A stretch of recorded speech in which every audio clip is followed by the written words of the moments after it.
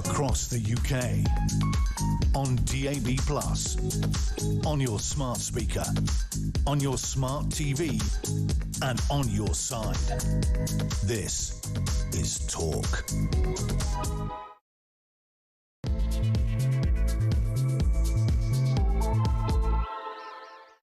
Very good morning to you. Welcome to the show. I'm Julia Hartley-Brewer. It's just approaching 3 minutes past 10 o'clock. This is Talk. We are the home of common sense. You'll be listening to MG all morning. You know that too. Whether you're listening on DAB+ radio or on your smart speaker, watching on YouTube.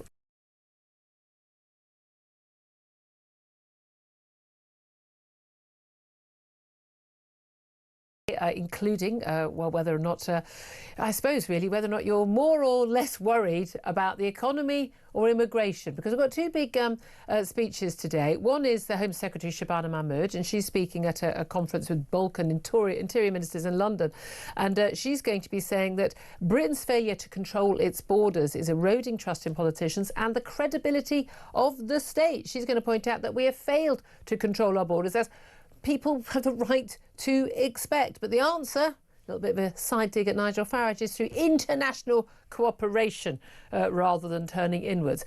At the same time, we've also got the Chancellor, Rachel Reeves. She's off to the IMF meeting in the US, and she says she's considering both tax rises and spending cuts in the budget. Well, we knew the tax rises were coming in. Frankly, love, you ain't got an option not to make some spending cuts, but will they be the wrong ones? The answer is absolutely yes, they will be.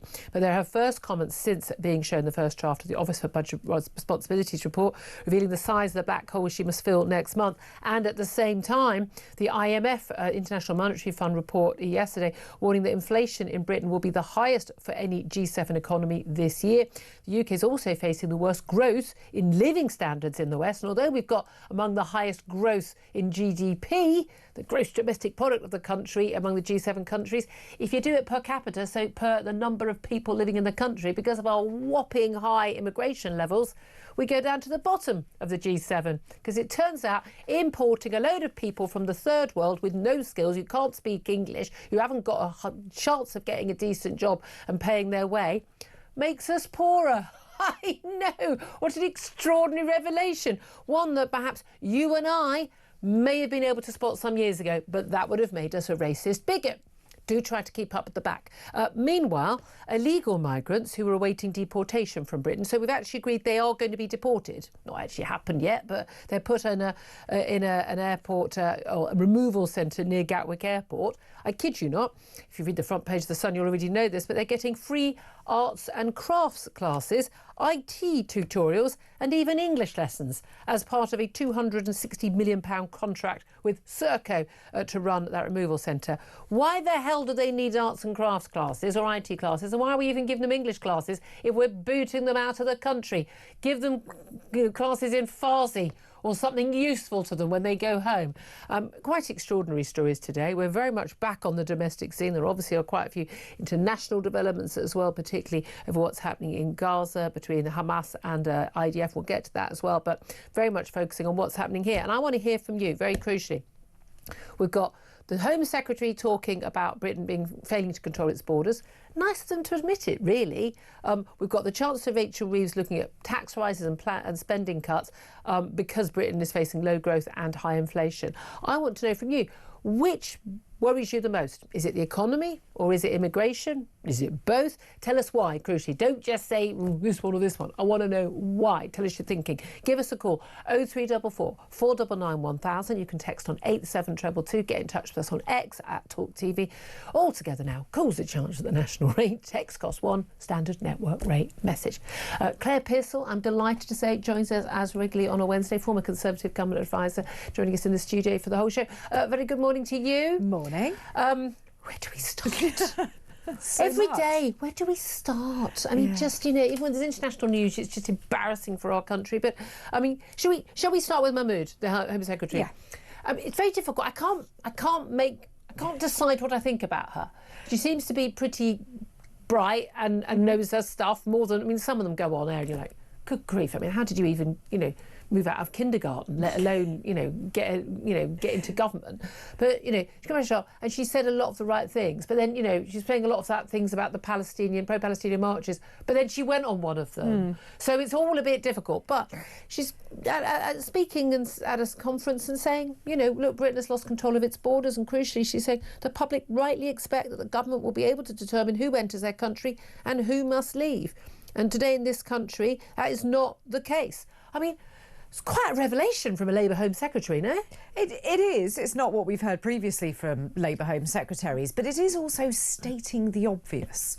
So you think, OK, I give her marks for actually having the guts to go out there and say it, but it's all very well to say these words that we've all been saying for quite some time. What is she going to do about it? Yeah. I mean, she hasn't been in the job very long, to be fair, but she was Justice Secretary. She knows about how all this stuff works. She does. Well, she says it's international cooperation and it's not turning it back. So it's not, it's cooperating to, reform the European Convention on Human Rights and how it's interpreted. It's, or just simply say, you're no longer allowed to make this ridiculous interpretation that someone's right to have their kid eat the chicken nuggets they want trumps our right for us not to have a foreign criminal in the country. That's not even up for discussion. I don't even know why that takes a nanosecond of conversation.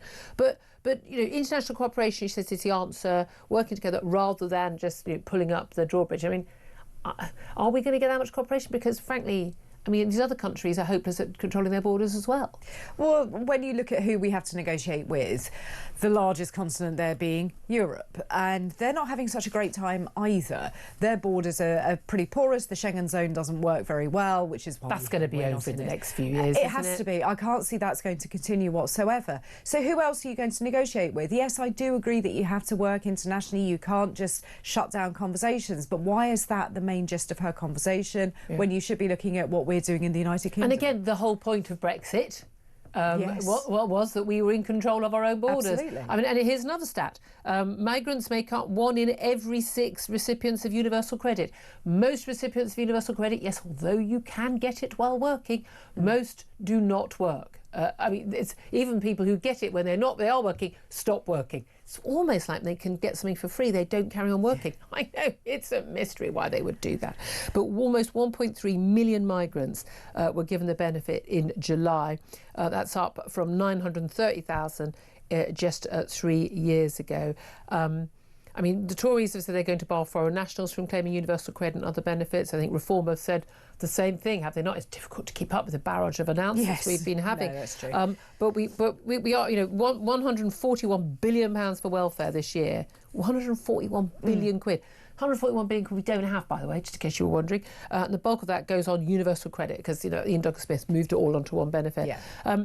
But the vast majority of those 1.3 million migrants are people who are EU citizens. Yes. Who are allowed to stay here. But again, this is the thing. We were told, were we not, that we were benefiting from this mass EU immigration. And again, when they did the actual numbers and people were, can you apply? You've been here a while, but we just need to know you're here so we can register you and you can continue to stay here after we left. Yeah. And they thought they were about 3 million. They're about 5 million. We didn't even know how many were in the country. No, and didn't even know. No, and that's the real problem. And the majority of them would have been working. So if the majority of them were working, why on earth is the claimant count for universal credit so high? Because surely if they're paying their own way, they don't need to top up with universal credit. We were told that these people were a boon to our society, so that's why we needed to welcome them. Yeah. So that's one thing.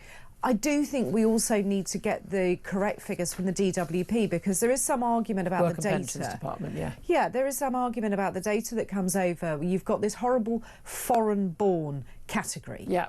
Which is me. You say horrible. She's not being... it's complicated. It is complicated. The descriptor is not but right. We would think, well, Claire's British, but you were born Absolutely, where? But I was born in Cyprus. Yeah. But I am a British citizen. I've got a British passport. My father was in the army. You were a British citizen from birth? Absolutely. I do think that's crucial. British citizen from birth. Have you had to change your nationality or are you...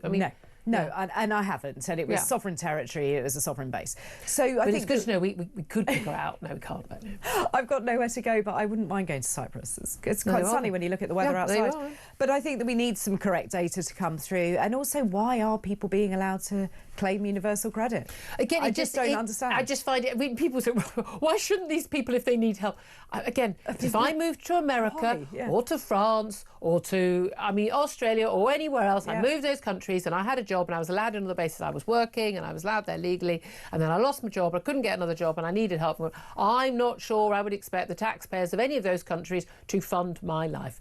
Maybe you could say, like, you know, might be entitled for a few months, but well, maybe you should be saving up some money for the time in between. And if you can't save up money, it's because you're not earning enough money to be able to support yourself. So I'm sorry, thank you very much, but move on. Yeah. I don't understand why people think this is complicated, why they think it's xenophobic or anything. Sorry, you know, you don't get... But this comes down to that fundamental thing. We've got people on the left who think that there's no such thing as borders or the nation state, apart from for Ukraine. They believe in that. It's very confusing. Yeah. And they genuinely seem to believe that, that anyone can live anywhere. Well, good luck with that. How's that working out for you? Because it's not working out very well for us. What about the illegal migrants we're trying to get rid of? Not just the man who made those threats to kill Nigel Farage, sentenced to 5 years, will only serve 18 months. He wants to go home to Afghanistan. Well, bye. I mean, let's all, seriously, we could all club together and pay for your ticket, mate. I'm absolutely willing to put a tenner in for that one. Absolutely outrageous. And it's extraordinary, by the way, how little coverage that has had in the mainstream media. The leader of the political party that is ahead in the polls, a man who has played a major role, probably the most famous politician, probably more famous than Keir Starmer in this country, certainly abroad. I mean, Donald Trump couldn't remember Keir Starmer's name at that summit in Sharm el-Sheikh.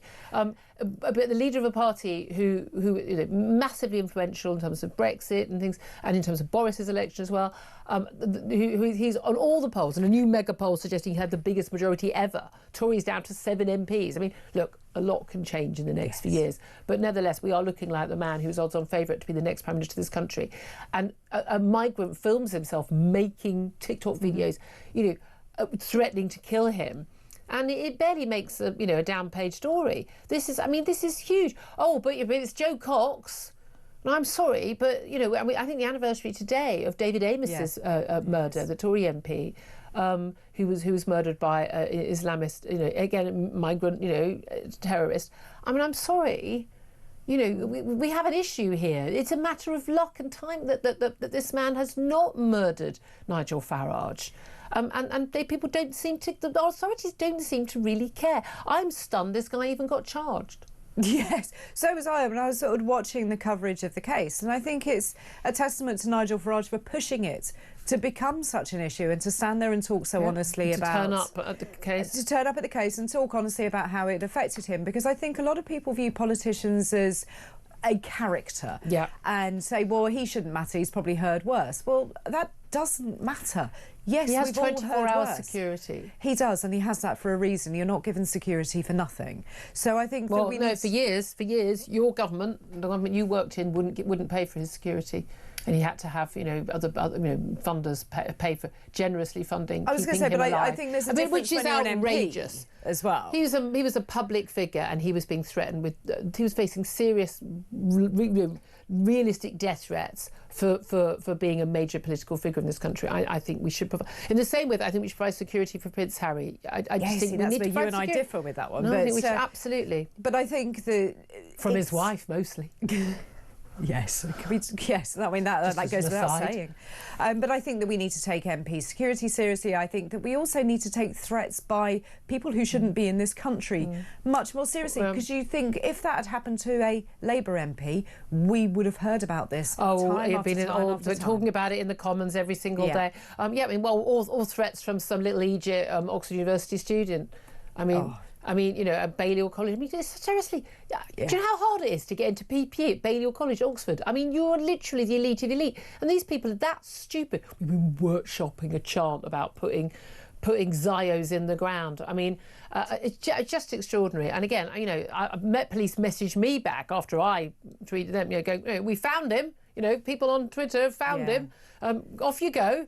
And you know, again, you know, someone writes a tweet you don't like, which has not even got anything remotely, you know, threatening in it, and you turn up on the door.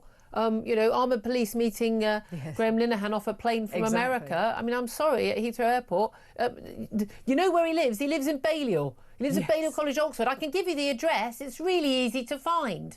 It's just extraordinary. This guy, you know, sorry, we need to make an example of him, and we need to start going after every single one of them. And no, it's not a free speech issue. No. Your free speech doesn't extend to making death threats about people. It just doesn't. It's not that complicated. Anyway, if we did manage to deport, I would love to deport that student, frankly. Improve the IQ of the country overnight. If this horrific, nasty little creature who made threats to Nigel Farage, the one with the AK-47 tattooed on his cheek, I mean, as we were saying yesterday, unlikely to have got that engineering job that he was hoping for, because, you know, they're all engineers and astrophysicists. But he would be having a wonderful time in a deportation centre near Gatwick Airport, at Brook House and Tinsley House, because he could get art classes, art and craft classes, IT lessons and even English lessons. He can play board games and gets free access to the gym. £260 million Serco contract. Brilliant. Brilliant. We're paying for that. Why are we giving people art and craft lessons or even English lessons when we're pushing them out of the country? I agree with the English lessons. We don't need to teach them English if they're not staying. I've been to Brook House and Tinsley House. They aren't pleasant, OK? Nobody expects them to be. Nobody cares. I'm sure I've stayed in worse hostels as a student. I'm not so sure. But I think that the problem is when you are detaining individuals is that you do have to do something to keep them occupied, otherwise they start beating. Here's a book. 10 shades out of each other and here's the a book. individuals. Here's a book. There's the telly. Off you go. Yeah, I mean, I don't think we need to be giving them English lessons. I don't think we need to be giving them education. I think that you need to keep them occupied until you can get them out of here. But what we actually need to do is not having them there for very long. That's the solution. What do you make of the announcement yesterday that from the 8th of January next year, but migrants coming to the UK will need to speak English to an A-level standard under tougher new rules, applying for skilled worker or scale-up visas for basic, you know, you're basically going to have these standards. I mean, given that half of British students can't manage GCSE English, they can't. Genuinely, they can't. If you look at the stats, I struggle on some days, to be honest with you. I'm wondering, will they enforce that? What is A-level English standard? We'll see. Well, that always tends to change as well, doesn't it, each year? And any A-level student will tell you that they have done the hardest exams ever, when the year before will say, no, it was... Absolutely, absolutely. I do want to touch on the China spy crisis as well, because it is turning into a bit of a crisis. We've got PMQs happening in a couple of hours' time. We will take the beginning of the exchanges with Keir Starmer and Kemi Badenoch, the Tory leader. And I'd be very surprised if she doesn't bring two things up. One, Keir Starmer claiming falsely that recognising a Palestinian state helped move the peace process in Gaza. And two, the incredible web of intrigue involving the collapse of this China spy case. Now, it's a difficult story because it does involve sort of a paragraph of explaining before you even get there, doesn't it? But we've got the extraordinary situation where everything that the government claims about why this spy case collapsed has been queried, questioned and debunked by either the current Director of Public Prosecutions, a former Director of Public Prosecutions, bearing in mind our Prime Minister is also one of those, the former head of MI6. We have now got two former Cabinet Secretaries who've led a civil service mutiny, it's been called, after Labour Minister Dan Jarvis in the Commons on Monday publicly blamed named official, the Deputy National Security Advisor, Matthew Collins, for being responsible for providing evidence about whether or not the country views China as an enemy state for the purposes of this China spy trial against Christopher Cash and Christopher Berry, accused of passing sensitive intelligence from inside Parliament to the Chinese Communist Party. They have denied those charges. That case has collapsed. We've had every single claim that's been made has been poo-pooed. The idea that this senior civil servant would have made that decision without the political appointee that is Jonathan Powell, the actual National Security Advisor, having any say-so of it, why he didn't we appear to speak to the MI6 past MI5 or anyone else, or indeed former security ministers, why he didn't rely on public statements that are very clear from all of these organisations stating what a hostile threat China was. But throwing a civil servant under the bus like that has not gone down well. So they've angered the team, the Crown Prosecution Service, the Civil Service, MI6, MI5, and pretty much everyone else. Keir Starmer is on very shaky ground here, isn't he? He is, and it is a really complicated story. But I think what it boils down to is who knew what, when did they know it, and how many people were involved. Those are the kind of questions that we need to be asked. Dan Jarvis stood up, the Security Minister, in the House of Commons and said, this is, more or less a disgruntled civil servant made his own decisions. He messed up. Nobody's Basically accusing him going of to do messing that. up. That's what Yeah. he basically did. And But this guy's very well respected. He is extremely good, I understand, at what he does, but he's also the Deputy National Security Advisor. So what happened to the Security Advisor? What happened to the top spokes at 5 and 6, and also the ministers? Well, we do believe that you this has worked been in done in a government, bubble. but this is the thing: the idea that a case that involved national security, spying, alleged spying in Parliament, involving a country which we all know is a hostile nation state, an enemy state. The idea that would not have gone up to the top level, it's like, oh yeah, don't worry, leave it with Matthew. Matthew will deal with it. It's not a problem. Nothing to see here. Absolutely it doesn't ridiculous. fly. And the government saying, look, we can't. Of course, well, publish the evidence. Publish the evidence that you gave. And the government said, well, we can't do that. It's an ongoing case. Once again, the Crown Prosecution Service says, well, it's not an ongoing case. It collapsed because you didn't give us the information. Yeah. It's your evidence. If you want to publish it, you publish it. Exactly. Government was saying they're not going to do it. Now we're told they might. There's no way in the world that Kemi Badenoch isn't going to bring this up. But is this story, for want of a better word, sexy enough to get people's imagination? We all know whether someone either was or was not at a party during lockdown. Yeah. Someone did or did not pay the tax they were due to pay on a property they bought, when the rest of us have to pay the stamp duty that still exists, unless or until Kemi Badenoch is Prime Minister, and 5 years after that finally abolishes stamp duty.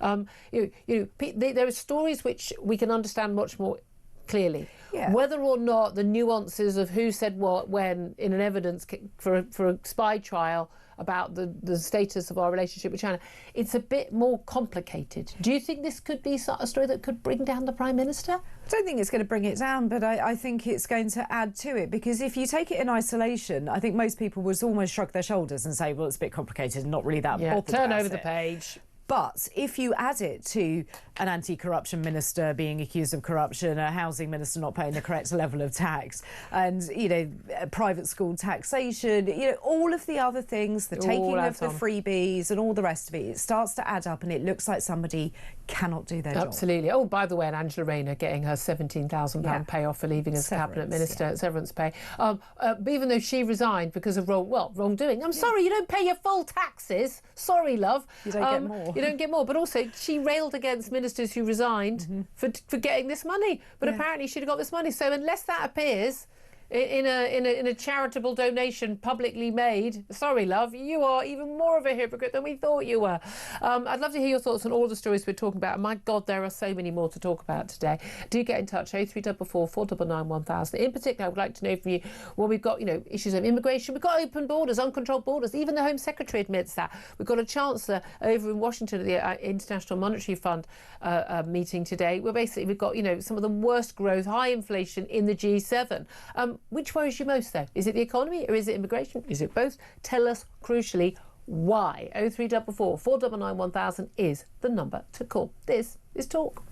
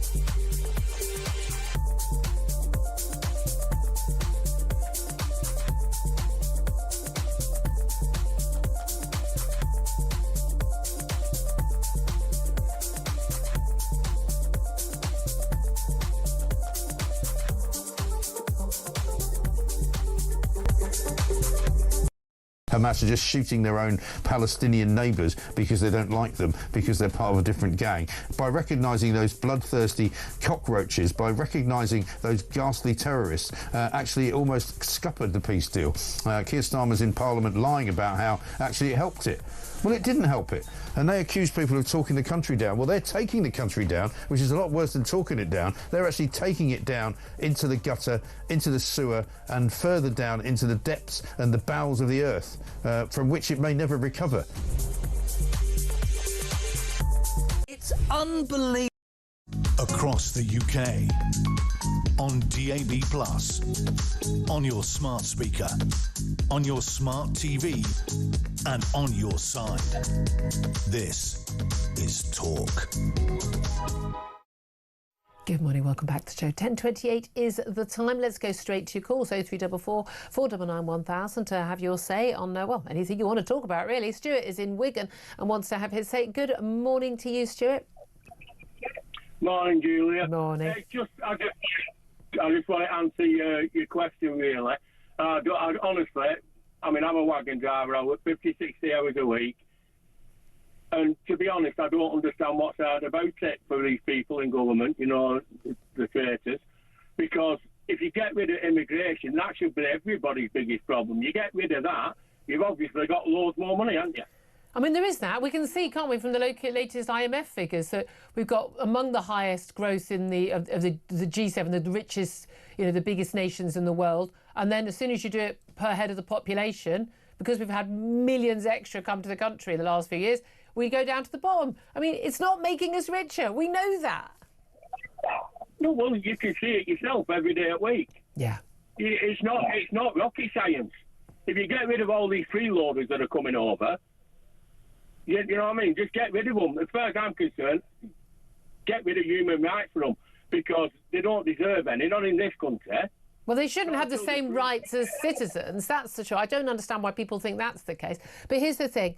If we completely even let's say we were able to control illegal migration and legal, and we cut it down to reasonable levels, and only people who can actually make a financial contribution and culturally, you know, assimilate and all of that, even if we did that, we would still have, you know, £110 billion a year debt repayment interest. We would still have to pay for our ballooning welfare bill because we've got an ageing population. We'd still it wouldn't solve all of our economic problems. Yeah, but it'd go a long way, because we won't be paying for them, would we? We won't be paying for hotels. We won't be giving them money every week. We won't be giving them free clothes. We won't be giving them free driving lessons and all the rest of it. That's got to come from somewhere. We should start paying our debt off. We want them giving them. Yeah, and the legal migrants, should we say, you know, the latest stats showing the number of migrants who are here who we're paying for their, you know, for their universal credit as well. Well, Stuart's very clear. He's a, you know, lorry driver. Immigration is his biggest problem. That's what he's most concerned about, rather than the economy, because it contributes to our economic problems. What do you think? 0344 499 1000. Thanks for that call, Stuart. Let's go to George. He's in Dundee. Hi, George. Hi, how are you doing? Very well, sir. What do you want to say? It's immigration. It's immigration, and immigration. You've got to sort out immigration before you can deal with the economy. This is like a treadmill. We wouldn't be able to grow enough to pay for the immigrants that are coming into this country. Yeah. And I think everybody's starting to realise that normal working class and middle class people's livelihoods are at risk. Yeah. Their old age pensions are at risk. People that require welfare, it's at risk. This is like a pack of cards, and it can all come crumbling down if we don't stop immigration. Yeah, absolutely. And again, we were told for years, weren't we, despite all the evidence that people like me were spouting, which was that, no, this is good for us. It's a net improvement of our country. Look, we're getting all this growth. Isn't it great? These people are working, they're improving their lives, but they're also improving ours. And I'm sorry, a huge amount of that was just lies. Well, we were told for years they were net contributors to the economy. This has been proven to be a lie, a falsehood, and it's got to stop. Yeah, absolutely. I mean, I had a sort of complaint about a column I wrote in The Sun a little while ago. I mean, I must have spent hours providing all the evidence that my claim that, which is blatantly true, that the majority of migrants to this country are not net contributors and are a drain, are low skilled, low wage and not net contributors. There's guys constantly disputing this. It's like, mate, you haven't got a leg to stand on. The stats, even the official stats, are really, really clear on this. Julia, what's more important? The economic well-being of our own citizens in our country, or be able to sit in a fancy restaurant or have a kebab every now and again. I know what I'd rather have. A kebab. I've got to be honest with you, kebab every time. My husband once took me to a kebab takeaway for our anniversary. I'm not even joking. We couldn't be bothered to go out. Went, do you know what I really want? I said, I'd love a kebab from that place up the road. So we had a bottle of champagne and a kebab, and he said, this is why I married you. I'm a classy bird. George, great call. Thank you very much, Incy. Okay, are we all just hungry for kebab now? Claire, we are, aren't we? I'm not joking. He turns to my husband. I've never seen a look of love like that. This is why I married you. Oh, I just got like, I've got chili sauce down one side. Down the chin. 10:33 is the time. On that note, get in touch. Your favourite takeaway. No, on your anniversary. Let's get in touch with us. 0344 499 1000 is the number to call. Up next, we're going to talk to James Ball from the New World. Not the New European anymore. I still love the fact they changed their name. They managed to get that memo at least. But I wonder which he worries about, if either. This is Talk.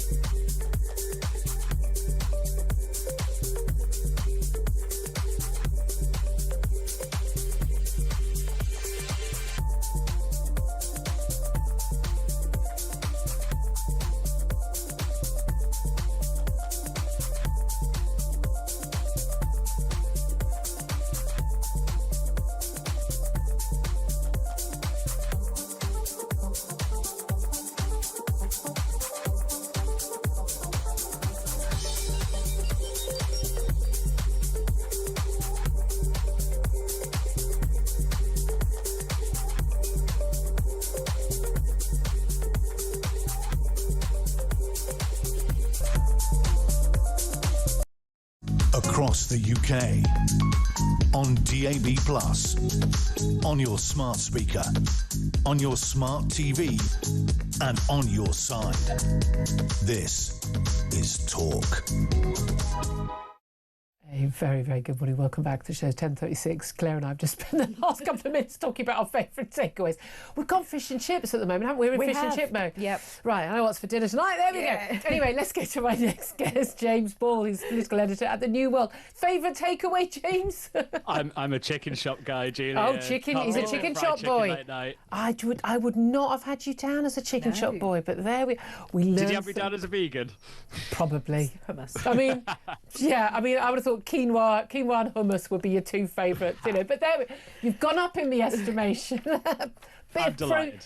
Bit of good animal protein in your diet. That's what you need to. James, let's talk about where we are today, because I'll put the question to you. I'll put it to our audience. Are you more concerned about the economy or immigration, given these two, Chancellor Rachel Reeves offered the IMF in Washington, these not good figures from the IMF at all, and the Home Secretary, Shabana Mahmood, speaking at a conference in London today, basically admitting we've got completely wide open borders. What are you more concerned about? The economy. I think voters care about both. I think voters care about the economy more, and ultimately a lot of our crises come down to that. Cost of living is what matters to most of us. There is a lot, the bills are going up a lot higher than the wages. I'm noticing that. I'm sure you are. Yeah. I'm sure everyone who's listening is. You can't fix cost of living without fixing the economy. I think that's the number one issue. And let's be honest, it doesn't look great. Immigration matters to people, but look, this government, let's say by magic, they fixed immigration overnight. If they didn't fix the economy, they're still getting booted out. This is true. It's the economy, stupid, as a senior advisor to Bill Clinton said in one of his election campaigns. That's what, it's the pound in your pocket. And everyone, I don't care, rich or poor, is noticing how much prices are going up. And the IMF are predicting they're going to continue to go up. Inflation is going to be among the highest of the G7 countries. But it also pointed out, these figures on growth. Our growth in living standards is among the lowest. But also, crucially, although we do have some of the highest growth, and Rachel Reeves is very big, we've got some highest growth in the G7 countries, when it's per capita, when it's per head of the population, because we've had millions more people arrive in this country, it's not down to a great, wonderful high birth rate. It's because we've imported a load of people. Our average, our per capita growth has gone down. Now, you're someone who's been massively in favour of immigration, with free movement between us and the EU, absolutely not an issue. Many on the left very much in favour of pretty much free movement from any country. If free movement, if immigration on a mass scale we've seen since Tony Blair onwards is so good for our economy, why doesn't our growth go up more? And why, when it's measured per head of the population, doesn't it look higher? Because if these people are all contributing and they're all high earners and they're all so skilled and they're all contributing and making our lives better and richer, why are we poorer? Well, they're not. I mean, we haven't done immigration in the better ways we can do it, and immigration has not been a silver bullet that saved our economy. We were told it was. I think it has been a bit of a sticking plaster on gaping wounds. I think we wouldn't have a social care sector if it wasn't for quote-unquote low-skilled immigration. No, but hold on a minute. We heard this. Okay, lots of people. Look, no, James. Lots of people say this, that carers are doing those jobs. Are you pretending? Again, this is the madness of this argument.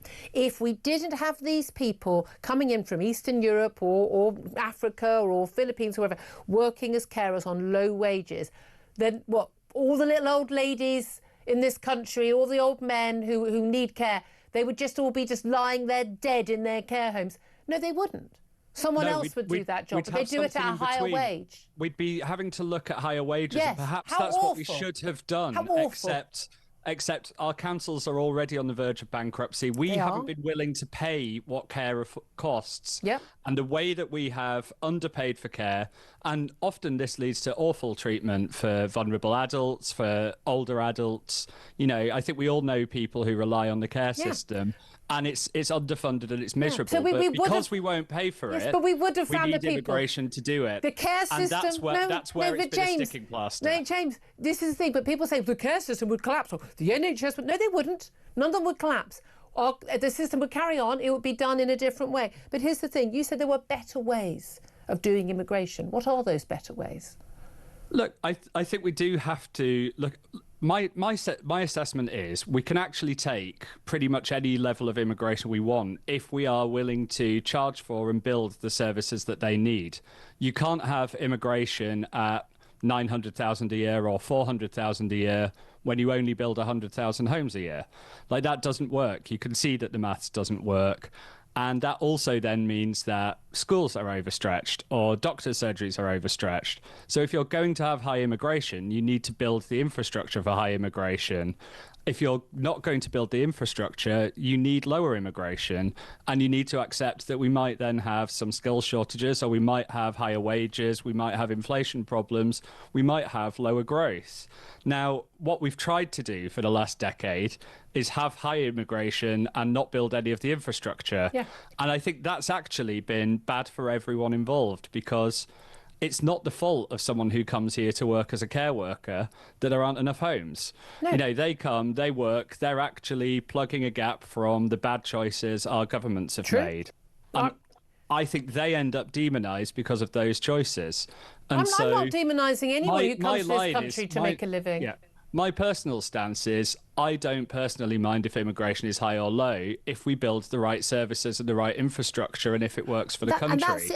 I think what's been broken is we've let it be high and we've not built that infrastructure. Yeah, and again, that's been since 2000 when Tony Blair just opened the doors wide open to Eastern Europe. I agree with you on all of that. Apart from, you're saying it doesn't matter to you. Now, it does matter to most people whether or not we have a massively churning new arrivals of in terms of the population. It does matter to people whether people who arrive here, not just whether they've got somewhere to live and whether there's another doctor's surgery opening up so they're not having to wait 3 weeks for a doctor's appointment. They would like the people they live next door to integrate, to speak English. Maybe they could invite them over for a barbecue. That people want to feel that they are living in the country that they grew up in, not in a backward, not in we're all waving a flag at the coronation nonsense. I'm talking about Britain remaining Britain and people coming to Britain to contribute, but also assimilating, integrating, accepting British culture, working towards, speaking the language, all of that. But it's interesting because so many, I think, from your side of the argument, you don't really care about that stuff. This is the sort of citizen of nowhere idea, isn't it? It doesn't really matter to you where people are from. I don't think it's quite true. I think you'd be a bit of a weird person if you said, I don't care if people never learn English or never sort of try and integrate. I think, the best bits of Britain are where we get bits of other cultures and we make them part of British culture. They aren't. Why do you think that? Tikka masala as part of a national dish, all of that. No, that was brought over by Brits from India. But I think the people on my side of the argument tend to live in the places that have highest sort of populations born abroad. We live in London. That's got the highest born abroad in the country. Thank you for joining my cat. I'm going to get hello, cat. Yep. We have, we live alongside these and we do sort of see these cultures mix. Now, have we done it well? No. Have we got a falling community across this stuff? Yes. You see things like youth groups or community groups that used to get council funding where people came together now rely on one volunteer that's usually a man in his 70s who's worried that the whole thing will fall apart when he dies. I think this is as a result of immigration. But this is a result. You're saying it doesn't matter whether immigration levels are high or low. You're saying, yes, of course you want people to integrate. But this is the point. You can't integrate and assimilate people arriving on the scale they've been arriving. Proof is in the pudding. But the thing I just find extraordinary, the number of people who will say the best bits of Britain are where it's basically not very like Britain, where it's diverse. When you say, I've got lots and lots of friends who've come from abroad, lots and lots of friends who've had a first language or still have first language that is not English, but who are totally assimilated to this country, who wanted to come and live here, whose children, they speak formal English, their children speak fluent English, they accept Britain's laws and culture and are part of the community, which is very, very different from huge numbers of people coming to this country from many different countries arriving here and going, I'm just going to set up my own country, all the culture, everything, and I'm going to set it up here in Britain. And that is what changes a country. And no, I don't think the East End of London is a wonderful, much better place now because it's largely Bangladeshi than it was when it was largely indigenous white Brits. Nothing to do with the colour of anyone's skin. It's just, why do you think that's better than it was? I don't understand. What's better about it? I just think it's a nice bit of town. You've got pubs next to mosques. It generally goes fine. It's a good bit of London. You've got it's fun not nearly runs. as good as... You've got fun runs that girls over 12 aren't allowed to join because for religious reasons, for Sharia reasons. Look, that's great, isn't it? That's Britain. That's Britain. There you are. That's the local community really, really, getting integrated, becoming British, isn't it? Saying, sorry, you started your period, love. You're now fair game, and you no longer have equal rights with men, because that's what the message was on that fun run, wasn't it? That's why over 12-year-old girls weren't allowed to join. But you're happy with that because that makes Britain better in your view, doesn't it? No, I'm not. I think, look... That's what you signed up to. No, we tolerate religious freedom in this country. We let, within their own sort of private spheres, different religions can practice within limits what they want. I don't think as a state, as official public services, as anything getting public funding, anything should be allowed in there. I'm a humanist. That's where I push from. I don't like that stuff at all. Should it be illegal? But I tolerate it. I don't tolerate it. What if they said no gays? What if they said no gays? No gay people? No, I obviously oppose that. That would cause me some problems. Well, no, but you would tolerate it because I wouldn't. No, this is why I say within some limits. But, you know, I don't like that where it's fundamental Christian groups doing it. I don't like that when it's fundamental Muslim groups doing it. We agree. I think where you get some problems are where you try and do forced integration. And I think France is worse. Well, no, I think France tries this. Don't have people come here who don't want to integrate. There's your solution. Well, France tries this, and it is worse at this than we are. You know, look, let me say Britain is better than somewhere in Europe. I can't say that. You know, France tries to force a lot of this, and I think actually we are better at integrating than France is. And we don't need A-level English and to teach immigrants Beowulf to do that. James, the thing is, you shouldn't ever have to force anyone to integrate. If they come to your country, they should want to integrate. If they don't want to integrate, you shouldn't have them here. James, we'll leave it there. Political Edge of the New World. Covered a lot of ground there. Claire Pissell, your thoughts? Really, really interesting. And I think my takeaway from this, the majority of the United Kingdom are incredibly tolerant. What they're not tolerant of... and more than that, welcoming. Yeah, welcoming. But what they are not tolerant or welcoming is the sheer quantity of individuals coming in who offer nothing to the country they're coming to. Culturally, financially... all of that. Exactly. They don't want to live in separate enclaves. They're quite happy when people are just doing their bit. But you have the sort of middle-class lefty elite who are like, well, it doesn't really matter. It's all about just public service. It's always about money. I found that interesting. It's not about whether people are integrated or the number of people. You cannot integrate 900,000 new arrivals. You can't do that. How do I know that? Because it's happened and we haven't. There you go. 10:48 is the time. Up next, going to talk about the economy with Julian Jessup, an independent economist. How bad is it? This is Talk.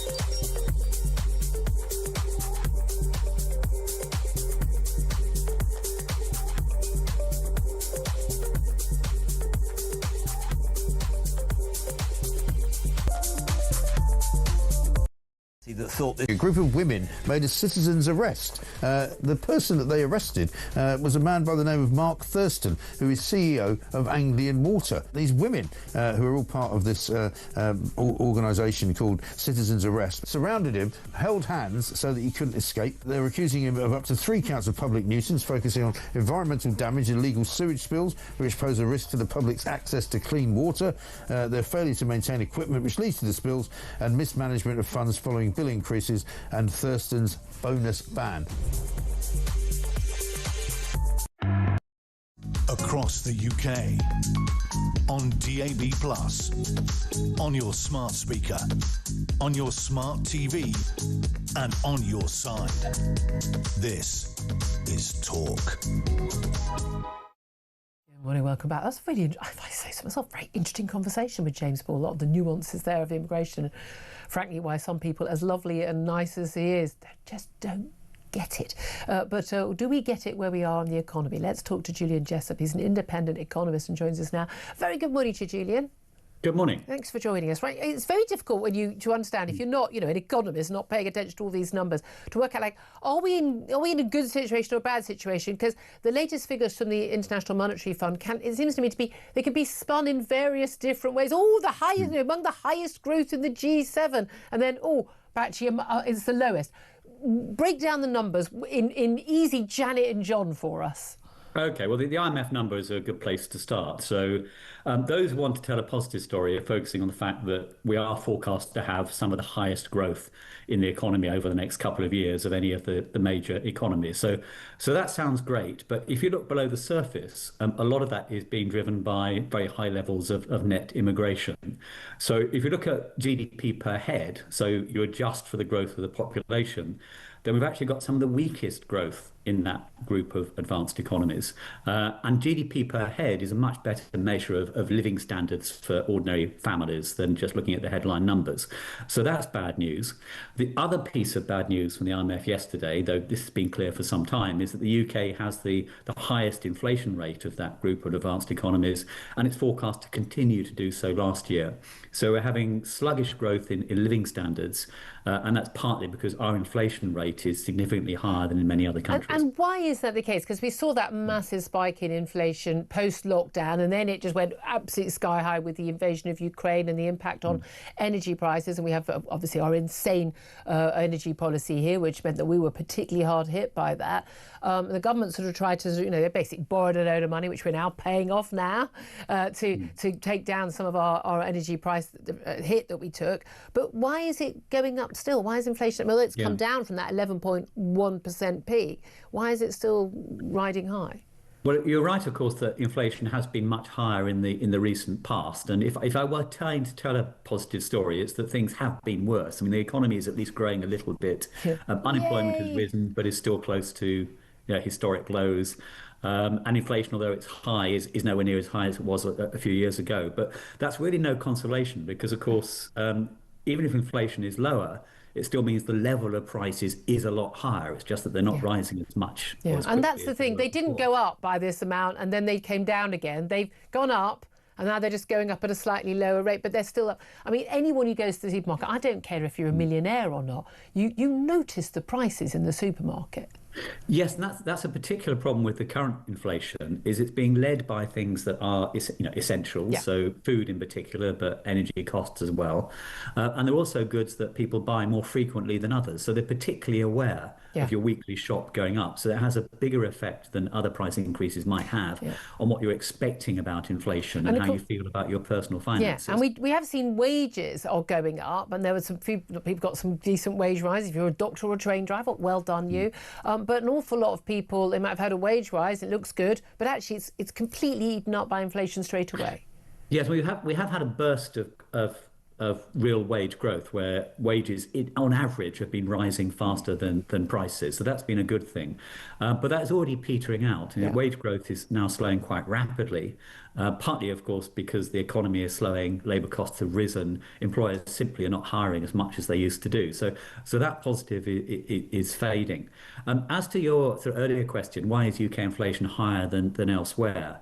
I mean, it's mainly down to the government, I'm afraid. There are a number of areas, including some that the IMF picked out. So these are things like what the IMF calls higher regulated prices. So they're prices that the government essentially controls, utility bills, energy prices in particular. But also it's the pass-through of higher labour costs. So at the last budget, Rachel Reeves massively increased the cost of employing people through raising employer national insurance contributions and increasing the minimum wage. And those cost increases are inevitably being passed on to working people, not just in the form of higher prices, but also lower wages and fewer jobs than there otherwise have been. Almost like everyone had predicted. I mean, and we've also seen latest employment figures, employment at a 4-year high. Yes, I mean... The unemployment story is a little bit complicated because that partly reflects the fact that more people are starting to look for work. So economic inactivity, as we call it, has fallen. That's no bad thing. But the problem is that those people are not then finding jobs, because employers are not recruiting. Young people in particular are being stuck in unemployment, not able to find work. And that's particularly damaging because that risks writing off a whole generation of young people who would otherwise be in work. Yeah, indeed. I mean, and how much of this is down to, because the usual suspects been out about today, Brexit? Very little. I mean, I have a positive view of Brexit. Even I would acknowledge that the initial impact has been negative, but it's very odd now. Well, the way it was implemented, yes, but post, I mean, in the middle of a lockdown, it probably didn't help.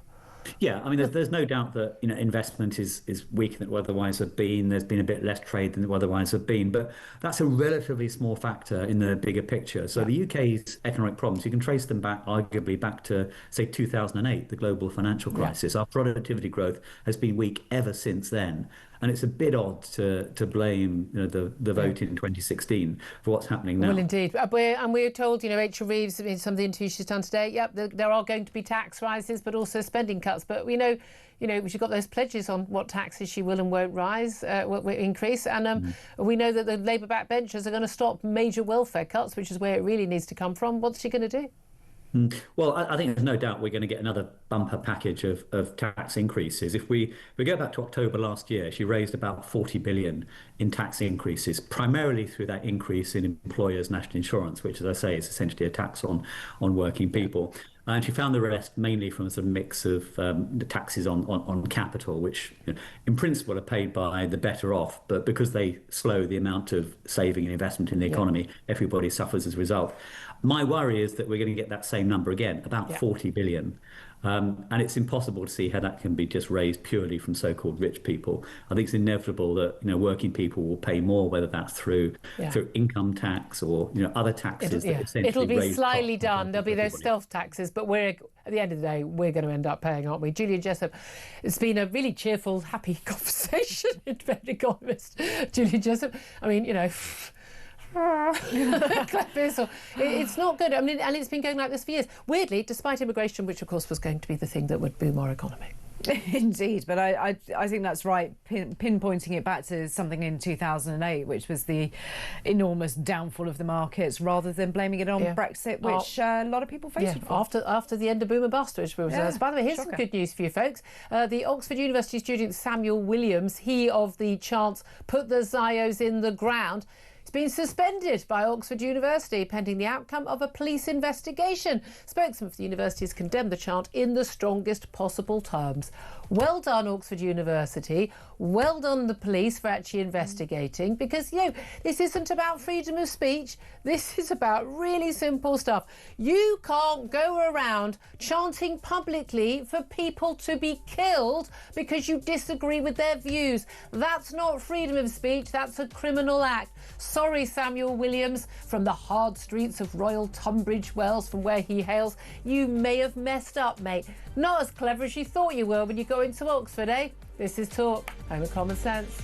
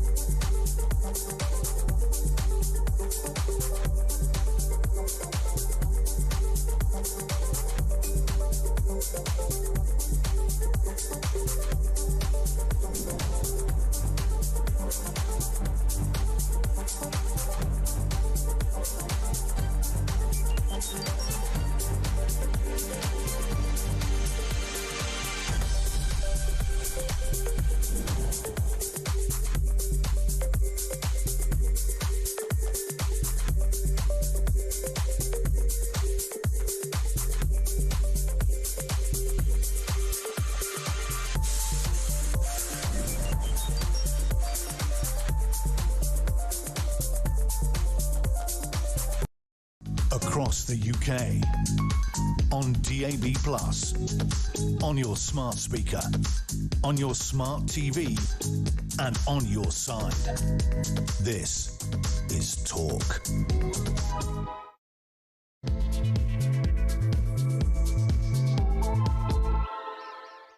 Very good morning. Welcome back to the show. It's coming up to 3 minutes past 11 o'clock. This is Talk. We are the home of common sense. Thank you very much indeed for your company, whether you're listening on DAB Plus Radio, on your smart speaker, watching on YouTube or on your connected device. Thank you very much indeed for joining us. If you do miss anything of the show, if you missed the last hour, you've missed a stonking first hour. Get to my YouTube page, the Julia Hartley-Brewer Show. Hit subscribe. You never have to miss a thing. Coming up in this hour, we are going to be talking more about the Home Secretary, Shabana Mahmood. She's saying today in a speech at a conference of Balkan interior ministers in London that we need international cooperation to make our borders secure. But she says that Britain's failure to control its borders is eroding trust in the credibility of the state and indeed in trust in politicians. Well, she's not wrong, is she? Meanwhile, talking of trust, Chancellor Rachel Reeves is over in Washington at the IMF summit and said she's considering both tax rises and spending cuts in the budget. This comes after the IMF reported that we have got, if you allow for the number of people who've arrived in the country, among the lowest growth in GDP among the G7 nations. Plus, a new poll out last night that shows that Nigel Farage is set for the biggest Commons majority in modern political history, with the Tories reduced to just, wait for it, 7 MPs, according to this explosive MRP mega poll. Reform UK is on course to win 445 seats. Labour down to just 73 MPs if an election were held tomorrow. Well, got a few more years, realistically, to the next election, but we'll get the thoughts of Reform Deputy Leader Richard Tice in just a moment about that. Also going to be talking about latest in the Middle East. Donald Trump has vowed to disarm Hamas after the militant group was seen executing suspected collaborators in Gaza as it attempted to regain control after the partial withdrawal of Israeli troops. This comes only hours after Donald Trump proclaimed in his peace plan as the end of the era of terror and death in the Middle East. He said he would disarm Hamas. They can only disarm whether we have to use violence or not.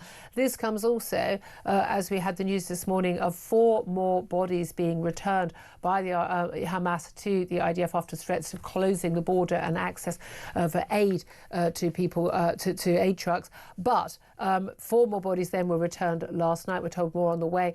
But 3 of those bodies have been identified as being some of the hostages who were known to have died in captivity. Well, let's call it right. Been murdered in captivity.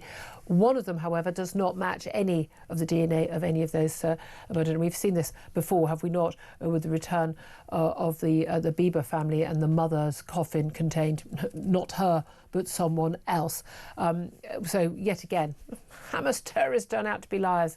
I think I'm as shocked as you are. Anyway, lots more to talk about. I'd love to hear your thoughts, in particular, about whether or not you're more worried about the economy or immigration, given we've got 2 senior figures in the cabinet making speeches today. Tell us why you're more concerned about the economy or why you're more concerned about immigration, or indeed both. Give us a call. 0344 499 1000 is the number to call. You can text us on 87222. Get in touch with us on X at Talk TV. Calls are charged at the national rate. Text cost 1. Standard network rate message. Just remember that breaking news that the Oxford student Samuel Williams, hailing from the mean streets of Tunbridge Wells, has been suspended from Oxford University after he led chants calling on Gaza to put the Zios in the ground. A death chant for people who have a different political view from him, wearing his keffiyeh, of course, cosplaying as usual as a terrorist. He's a PP undergraduate at Balliol College. He's under investigation by the Metropolitan Police after making the remarks over a microphone, very proudly leading a march in central London on Saturday. Claire Pearsall joins me. She's former Conservative government advisor. Great news. I mean, I don't want someone's life to be ruined, but I also want people to be able to go around not facing death threats. I think that's not an unreasonable thing to ask. But that's just taking responsibility for what he's done. I think that he's going to feel very hard done by. I think his parents need to have a long, hard look as to how well they've perhaps brought him up. I would be appalled if it was my child. I just have to say that. I would be handing them in, I think, myself, because I would be embarrassed that they had that I'd go down a view. different route in terms of the discipline on that one, but there we are. I was that being kefir would be put to good Yes. use. Put it that way. He's going to be shunned in the local branch of Waitrose in Tunny Wells. I can tell you that much. Oh, he is. No. The Waitrose shoppers, they'll all be fully supportive. It's those sort of people. I mean, I shop at Waitrose all the time. I'm only kidding, but there we are. Yeah. Anyway, good. Well done, Oxford University, doing the right thing there. We need more of that, please. Anyway, 11:07 is the time. Let's turn our attention to Richard Tice. He's the Deputy Leader of Reform UK and joins us right now. A very good morning to you, Richard.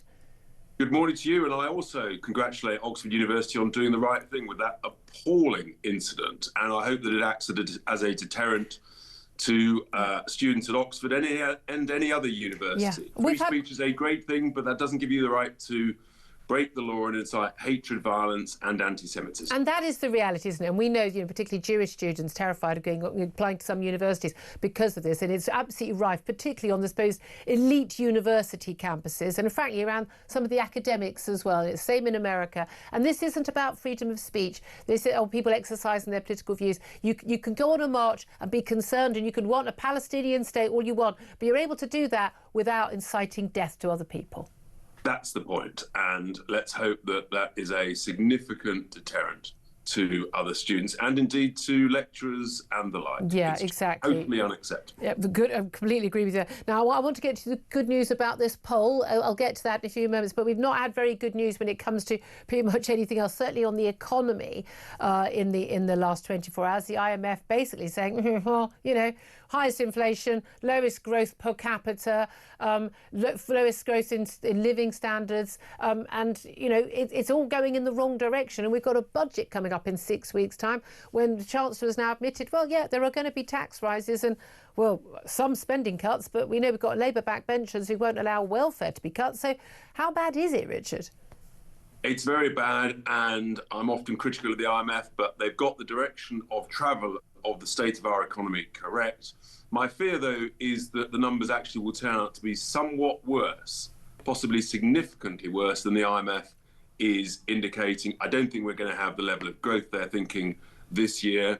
And almost all the metrics, whether it's inflation, whether it's GDP growth, we are going to have the worst performance in the G7, I think, this year, quite probably next year. And it's all because this socialist, this hard left government are doing all the wrong things. They are increasing the amount of wasteful, useless public sector spending. They're increasing taxes, they're increasing regulation, they're demotivating people to take risk as entrepreneurs, they're demotivating the incentive to work, still far too much incentive to claim benefits, to sit on your backside, and it's a catastrophe. The bottom line is, if you look at the markets, the more on premium they apply to the cost of UK government debt, we are heading to a very bad financial place. And yet your party, I mean, Nigel Farage said over the weekend, was going to be, looking at, some more detailed tax proposals and spending proposals, saying, well, actually, tax cuts might have to wait for spending cuts. You've talked about, you're going to save a load of money by not having the net zero madness. You want to cut benefits and the like. But, we still need the numbers to add up. The reality is you've got things like, you're still in favour of scrapping the two-child benefit cap and nonsense like that. Well, look, Julia, ultimately, we've got to stop spending more than we are earning. And at the moment, we're spending 150, 160 billion pounds a year more than we're earning as a country. And what we're saying is that we've got to get the house in order.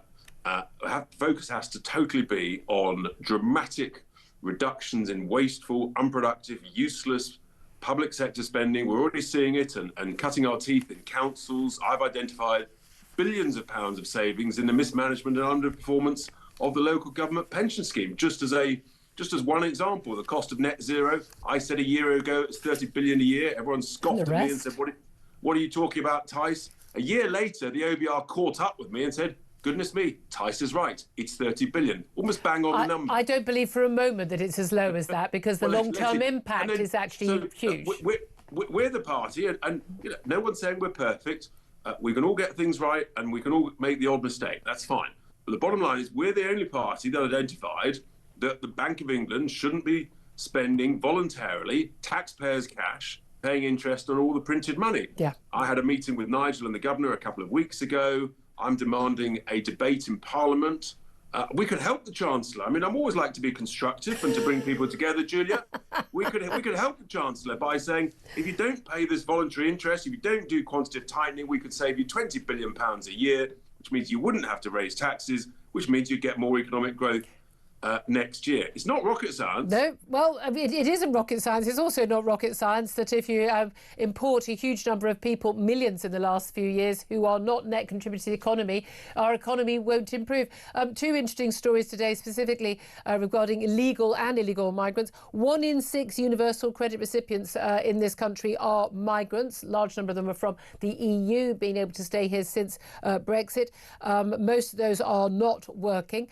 We've also got illegal migrants facing deportation under a Serco contract worth 260 million quid.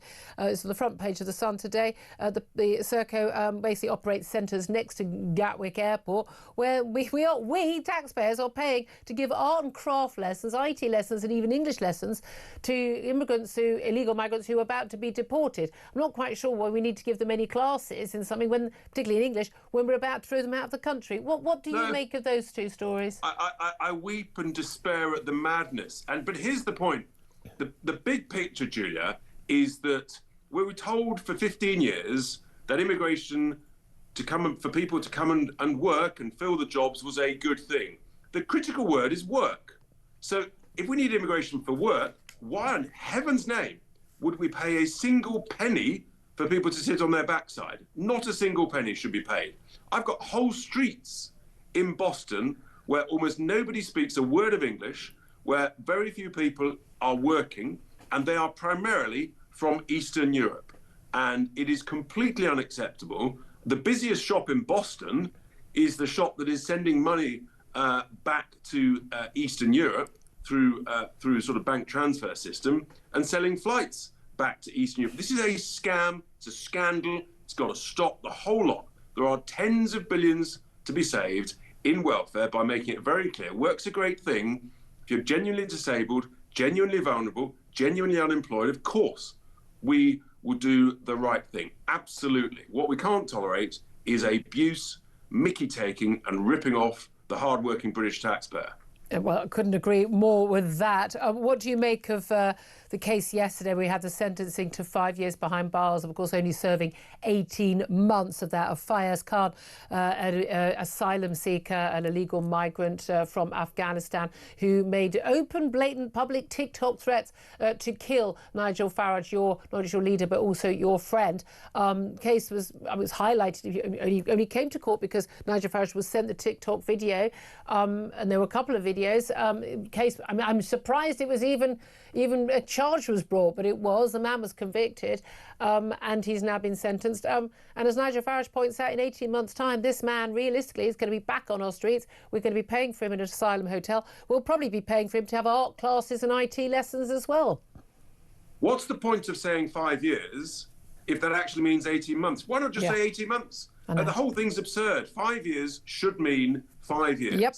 And death threats, carrying knives, that sort of thing, there has to be a serious, proper deterrent. But I suspect most people would say, actually, I don't want to pay 30, 40, 50 grand a year to incarcerate this bloke, blocking up a prison space in the UK. Let's just remove him to his country of origin, although I think there are other countries that actually want him to appear before their own courts for other serious offences. He had 17 convictions in Sweden alone.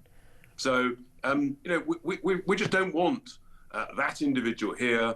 And as Nigel raised yesterday, how many others of a similar mindset of multiple convictions, criminal offences from overseas are we paying for to live rent-free in our hotels, walking the streets, looking at children in primary and secondary schools, and receiving our money? The whole thing is completely outrageous. Do you think also, I mean, I think there's been an ongoing issue for quite a few years, especially just starting with the milkshakes being thrown over Nigel Farage, and even rocks pelted at him when he was on a campaign bus at the last election. So much of the media, so much of the political class don't take seriously the threats that Nigel Farage faces, the 24-hour security he's needed for many years as a result of those threats. But if someone sort of says a hurty word to a Labour MP, I mean, everyone's clutching their pearls in the House of Commons about it. We've had 2 MPs who've been murdered. We've had a number of others who've been attacked. This is a serious, serious issue. Someone who's got an AK-47 tattooed on their face, coming from a war-torn country, making threats to kill, I think one would reasonably take seriously. Do you think that the state is taking seriously the security of high-profile politicians, particularly Nigel Farage? Not seriously enough, given that a few weeks ago the state authorities reduced his security by 75% when he is one of the most, if not the most, at-risk politician in the United Kingdom. And words have consequences. Yep. And when the Prime Minister of this country says in his conference speech that words are not enough, people need to arm themselves and we need action, don't be surprised if that gives license to extremists to kill people horrifically from the Jewish community in Manchester. Threats to Nigel. We've had people assault some of our members on stalls. And just last Thursday evening, when I was at a student event, I had a member of the audience try to lie their way past my security to get in the green room. Heaven knows what harm they wanted to come at me. But judging by the rant they gave, uncontrolled, ludicrous rant they gave during the talk, I suspect it may not have ended well. So, yeah, there are serious security risks, and we all are conscious of it. And tragically, today is the 4th anniversary of the murder of Sir David Amess. Absolutely, absolutely. On a happier note, certainly for you and many of the supporters of you, and I know we've got an awful lot of our audience who are very big fans, good news in terms of the latest poll. This one is another big mega polls, not just of 1,000 people, by MRP. And they're putting you guys down as set for the biggest common majority in modern political history, 445 seats, Labour down to 73 seats. Tories just annihilated down to 7 MPs. That's, though, if an election were held tomorrow. Now, you're riding high in the polls, no doubt at all about that, but there are crucial sort of numbers to get over to see. We know that come an election, there often are people voting tactically against the party they least like as opposed to the party they most want. Are you still confident you can win the next election? We believe we absolutely can and must win the next election in order to save the United Kingdom. But of course, there are multiple challenges along the way. We don't know the terrifying state of the nation's finances. Of course, we've got a lot of work to do on preparations of detailed policies, detailed draft legislation. And look, we'll make some mistakes, Julia. None of us are perfect. But if we're honest about where we've got things right, where we've got things wrong, where we need to tweak and learn and keep learning, then I think the British people will put their faith and trust in us.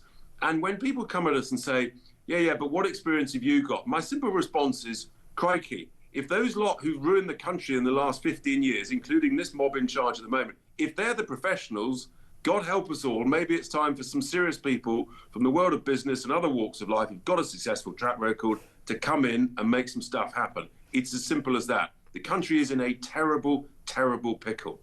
Richard Tice, MP, Deputy Leader of Reform UK, thank you very much indeed for joining us. 11:20 is the time. Claire Pissell, as a Conservative, I mean, just in reaction to that poll, and again, polls are polls, and we know that Labour predicted to get to about 10 points ahead of where they were actually on the day.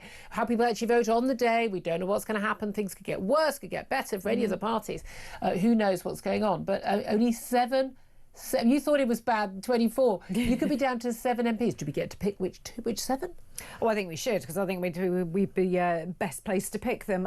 Look, yes, it does show that Reform are popular. I don't think anybody's going to deny that. But it is one poll, it is one snapshot, it is a long time out from an election, and a lot of things can happen.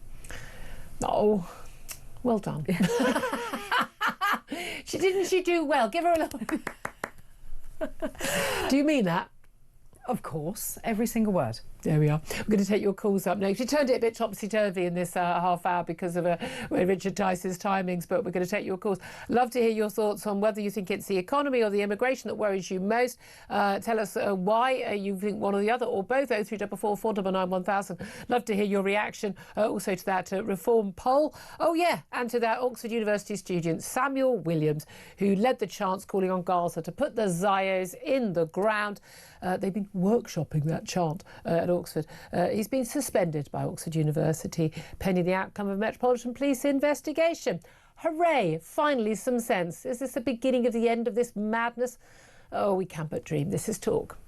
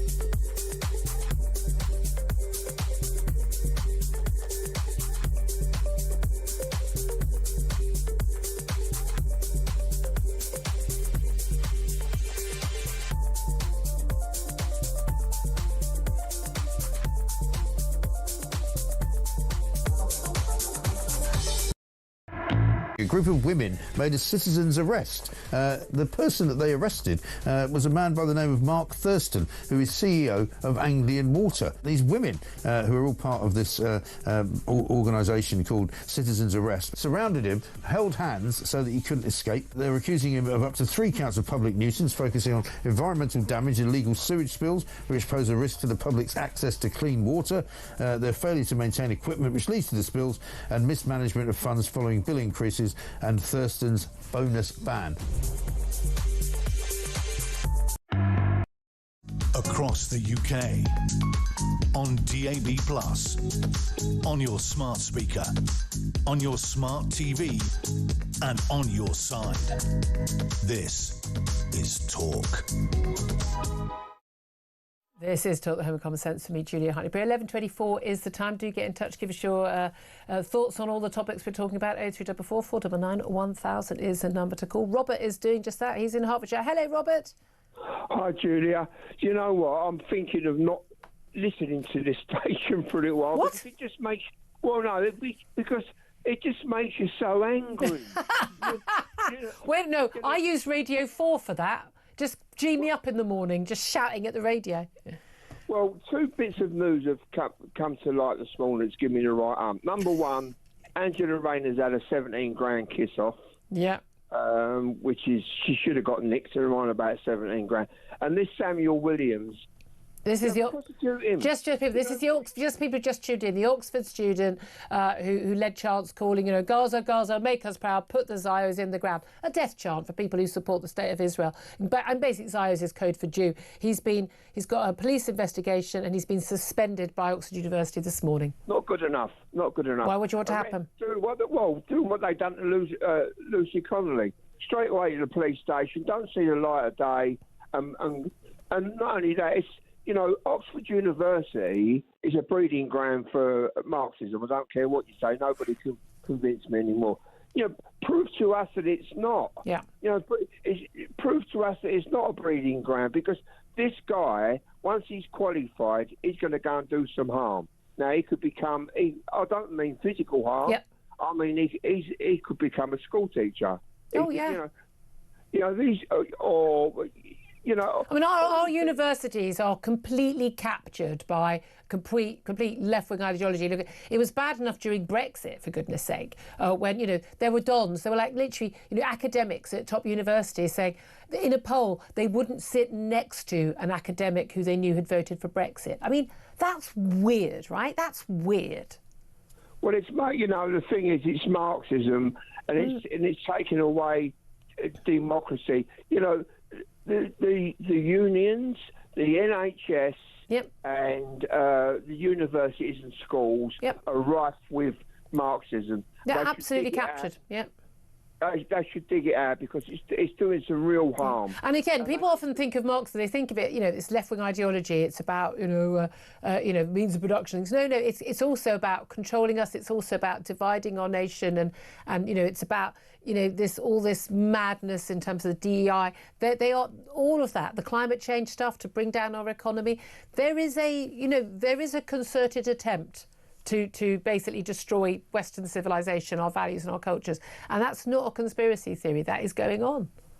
That's the Fabian Society for you. Everyone's got this theory about the. Yeah, I'm not entirely sure that is. I think people have got their nigs in the twist about this sort of particular conspiracy theory. But I don't think that is the case. I might bring in Claire on that actually. But so I appreciate your call, Robert. But don't stop listening because it's infuriating. I mean, otherwise my marriage would be over. Yeah, he has to put up with it at home. Claire Fussell, you're just responding to that. Yeah, I think everybody's getting a little bit giving too much credit for the Fabian Society. And explain this theory that people have got. It's an online theory. It's an online theory that anybody on the left with influence and power has come through the Fabian Society, which is akin to saying that everybody who voted for Brexit is terribly right-wing and nasty and partners with the Fabian's supposed to be the good guys, but basically it's just an organisation. It's just a Labour organisation. It's just it absolutely is, and they put together some receptions in Parliament. They put together a little bit of information. Networking. It is. They do some interesting sort of pieces. And also, people tend to hire their mates. I mean, that's what they're doing. I mean, look at Keir Starmer. He's basically, he's already run out of anyone half decent to appoint in his own government as advisor. He's putting the old Blair band back together. Virtually all of his advisors now, people who used to work for Tony Blair, for goodness sake. Because he has no friends of his own. This is true, and no one of any talent. But there we are. I give to you the front bench. Glyn is in Nottingham. Glyn, do you want to have your say? What do you want to talk about? Yeah, well, just a couple of quick things. First off, this chap, I think his name was James, seemed to say that he didn't mind how many people came into the country as long as somebody paid for them. This was James Ball from the New World. Basically saying he wasn't concerned about immigration as long as we built the infrastructure. Well, yeah, but he didn't say who he wanted to pay for it. Yes, you're quite right. It's me. Yeah. So we're supposed to. Someone's going to come here, not be a net contributor tax-wise themselves, push down wages for everyone else in Britain, and then we're going to pay for them to have, doctors and public services that they need. Basically, for the rest of their lives. It's a very good point.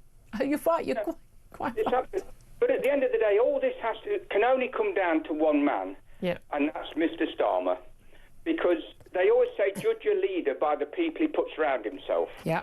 And when you look at it, he lost, what was it, one for fraud, one for corruption, one for fiddling the housing tax, one for making people homeless, the American ambassador. I mean, and then he's got two people who lied on the CVs. One apparently was illegal. And then, bless him, he's got David Lammy. Yeah, but every village needs an idiot, Glyn.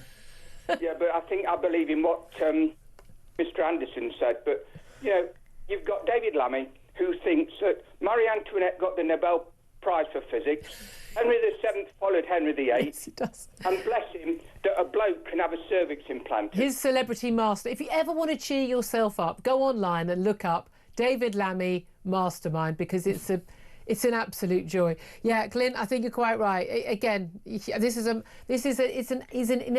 Starmer's an inadequate man whose inadequacies shine through every single day, and he's surrounded himself with another bunch of inadequates. There's no doubt at all about that. Glyn, really appreciate your call. They're vicious today, Claire. They really are, but I think Glyn is quite right, and we should go through sort of Muppet Show style with the cabinet and just work out where the talent is. Here's the key thing, right? Okay, we're only a year and a bit through. First, this isn't end of days. This isn't like 12 years into government on your third prime minister. This is, the collapse of this government so quickly into chaos and incompetence it's quite mind-blowing. This is always my thing when people talk about conspiracy theories. Trust me, you only have to look at them. You only have to see these people to realise they're not capable of a conspiracy. No. barely zip up their trousers in the morning, for goodness sake. Anyway, I mean, really, just never ascribe to corruption or malfeasance or evil what you can to utter abject stupidity and incompetence. And on that note, we are going to be talking about where we are in the Middle East and a wonderful contribution to that peace process. We're going to talk to the brilliant columnist for The Times, Melanie Phillips, in just a couple of moments. This is Talk. We are the home of common sense.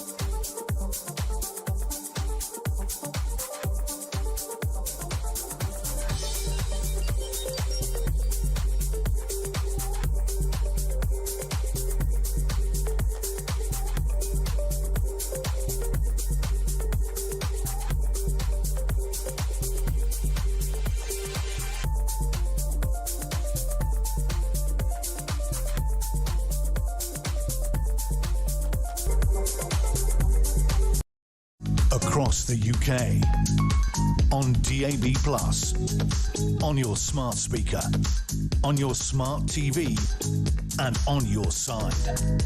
This is Talk. Good morning, welcome back to the show. 11:34 is the time. Well, we've been talking an awful lot in the last few weeks about international affairs, particularly what's going on in the Middle East. Today it's been mainly about domestic affairs, but let's turn our attention back to the Middle East right now with Melanie Phillips. She's a columnist for the Times newspaper. She's also author of the brilliant book, The Builder's Stone, How Jews and Christians Built the West and Why Only They Can Save It. A very good morning to you, Melanie. Good morning, Julia. Thank you very much, indeed. Well, we've spoken to you about your book before, but goodness me, I mean, how prescient that was, given where we are right now. Lots of developments since we've last spoke, and some of them obviously very fantastic. The return of those 20 living hostages held by Hamas. We've had the return now of, 7 hostages who of their dead bodies. Supposed to be 8, but one has been identified by the IDF as not one of the hostages that they were expecting. So once again, more lies from Hamas. Why are we surprised? But what did you make just generally, since the first time I've spoken to you, since we had that incredible, ceasefire and the return of hostages? What do you make generally of the peace plan that Donald Trump has, at least tentatively at the start, put in place? Well, the return of the 20 living hostages was an amazing thing. I'm speaking to you from Jerusalem. Yesterday was Simchat Torah, the festival on which 2 years ago the hostages were taken. And, we were all so overwhelmed, I think is the word. The emotions are running so high. But nevertheless, I was concerned and disturbed to hear President Trump, who deserves all credit for the return of the hostages. And, his reception here was adulatory, yes, and that was well deserved. But nevertheless, he said many times, the war is over. And to us here in Israel, the war is not over because, first of all, we all knew that Hamas would renege on every condition that it possibly could. And that, there is a Trump's 20-point plan, which involves, among other things, the complete disarmament of Hamas. Hamas is saying that it won't disarm. Hamas, since the hostages were returned and since the peace plan came into effect and since, therefore, the Israelis withdrew from parts of Gaza, the Hamas have been murdering significant numbers of their opponents. And not on the quiet. I mean, they've been filmed openly in the streets with large crowds. Indeed, and it's openly for a purpose. They are demonstrating they are still there. They have not been defeated. They are in control. Now, we'll see how that pans out. But the fact is, the war is not over. And President Trump has said in the last, I think, overnight, that he is not pleased. First of all, the Hamas have broken the condition of returning all the dead hostages. 7 have been returned. One was the 8th, as you say, was turns out not to be an Israeli at all. There was 27 or 28 of them are supposed to be returned. There's a breach of that for a start. And the second point is that they have not disarmed and that they are killing people. And Trump has said they will be disarmed. Either they will voluntarily disarm or we will disarm them. Now, what does that mean? We don't know. But basically, it means that the war in real terms must continue until Trump's own conditions are met. And the interesting thing, of course, is, when this was first announced at the White House with Netanyahu, Donald Trump made it very clear that, if Hamas don't agree and Hamas don't stick to the terms, then Israel can finish the job effectively. And this is the thing. It was so clear to me, and I've been to Israel and spoken to so many people and seen, how, obsession sounds like the wrong word, but just all-encompassing thought about the hostages who were being held for the people of Israel. Everybody knew somebody, everyone also knew somebody whose child is or close relative is fighting in the IDF with mass conscription. That there was the joy at getting the hostages back, but also the joy at the prospect of peace from a war they did not start. And although we've seen scenes of jubilation and joy in Gaza, a lot of it has also been accompanied by, more chants of death to the Jews and the end of Israel. What a surprise. But the reality is, American, British or any other troops aren't going to be on the ground to defeat Hamas. It's still going to be up to Israel. And one of the other key conditions of this 20-point plan, not yet, probably never accepted by Hamas, is not just Hamas laying down their arms, but also, the acceptance of Israel's right to security, which Israel does not yet have. Well, indeed. And one of the things that's been glossed over throughout this past terrible 2 years, not least glossed over by Israel itself, I think wrongly so, is the fact that the people who are at war, exterminatory war against Israel, are the Palestinians, the Palestinian leadership, the Palestinian Authority led by Mahmoud Abbas. Now, everyone knows about Hamas, but, the war against Israel is not prosecuted by Hamas alone. Hamas is the most extreme wing because it does not put on a suit and tie, and it does not pretend to be involved in the diplomatic game. It makes no bones about the fact that it's out to murder Jews, slaughter Israelis, and destroy Israel completely through military means. And the PA, the Palestinian Authority, led by Abbas, pretends otherwise. But the fact is, it is one agenda, and that agenda is still very much on. And I'm afraid to say that, Keir Starmer and Emmanuel Macron, in particular, are leading this sort of charge of a Palestine state. I mean, they had the gall, Starmer had the gall to pretend that his recognition of a so-called Palestinian state, a complete fantasy, had something to do with the release of the hostages. Yes. On the contrary, as America and Israel repeatedly said, it had put back the release of the hostages. Now, he's still going on about this, and he will go on about this because, we can talk about this if you like, but it's a sort of an obsession of the Western liberal universalist elite represented by Starmer, that a Palestine state is the only way to solve the Arab-Israel war. And this is based on a fundamental misconception. The misconception is the idea that this patch of land is being fought over by two peoples with a right to the land. It's not so. The only people with a legal, historical, and moral right to the land are the Jews, and the Palestinian cause for the past 100 years has been involved absolutely in trying to destroy the Jews' own claim to the land. So it's an exterminatory agenda. You don't solve a problem which is basically a war of extermination by compromising with the exterminators. But also the opposite of compromise have come repeatedly. I mean, even Bill Clinton has been very, very clear, has been involved in the room. Take the deal. Take the deal. 4 times. Yes, Palestinian leaders have been offered pretty much every single thing they've asked for, and they have turned it down because their aim is not a Palestinian state. Their aim is a destruction of the Jewish state of Israel. And to all these offers, Israel was in agreement, against its better judgment, against its own security, but it felt it had no choice. But it did actually agree to this. And as you say, it was turned down. So this, people in Israel are pretty clear of what they're up against here. Unfortunately, the West is not. And another thing that worries me about the Trump 20-point plan is that his whole kind of the day after peace agenda, which has many wonderful things in it. I mean, the idea that, that the Gulf states and the Arab and Muslim world should broadly be united in recognizing Israel and making the peace, putting aside the Palestinian issue, which would no longer dominate the agenda. That is a wonderful thing. But the worm in this particular apple is Qatar, the state of Qatar, which has always been an outlier as far as the other Gulf states are concerned. It's regarded as their enemy.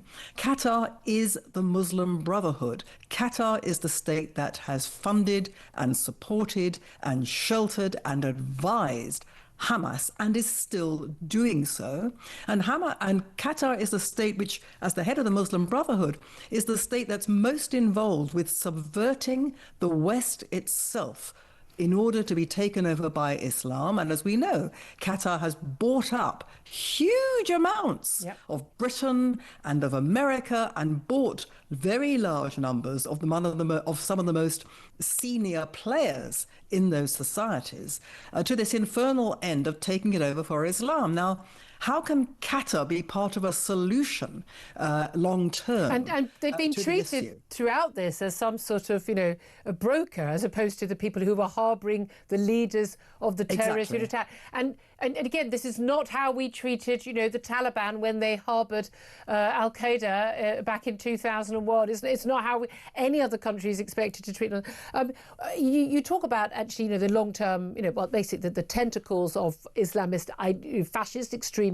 I mean, it's this ideology across the Middle East, but also how its tentacles have reached into not just Britain, but across Europe and in America, particularly in universities, on campuses, I would say in our media, particularly the BBC, but pretty much most of mainstream media, I think, across the board.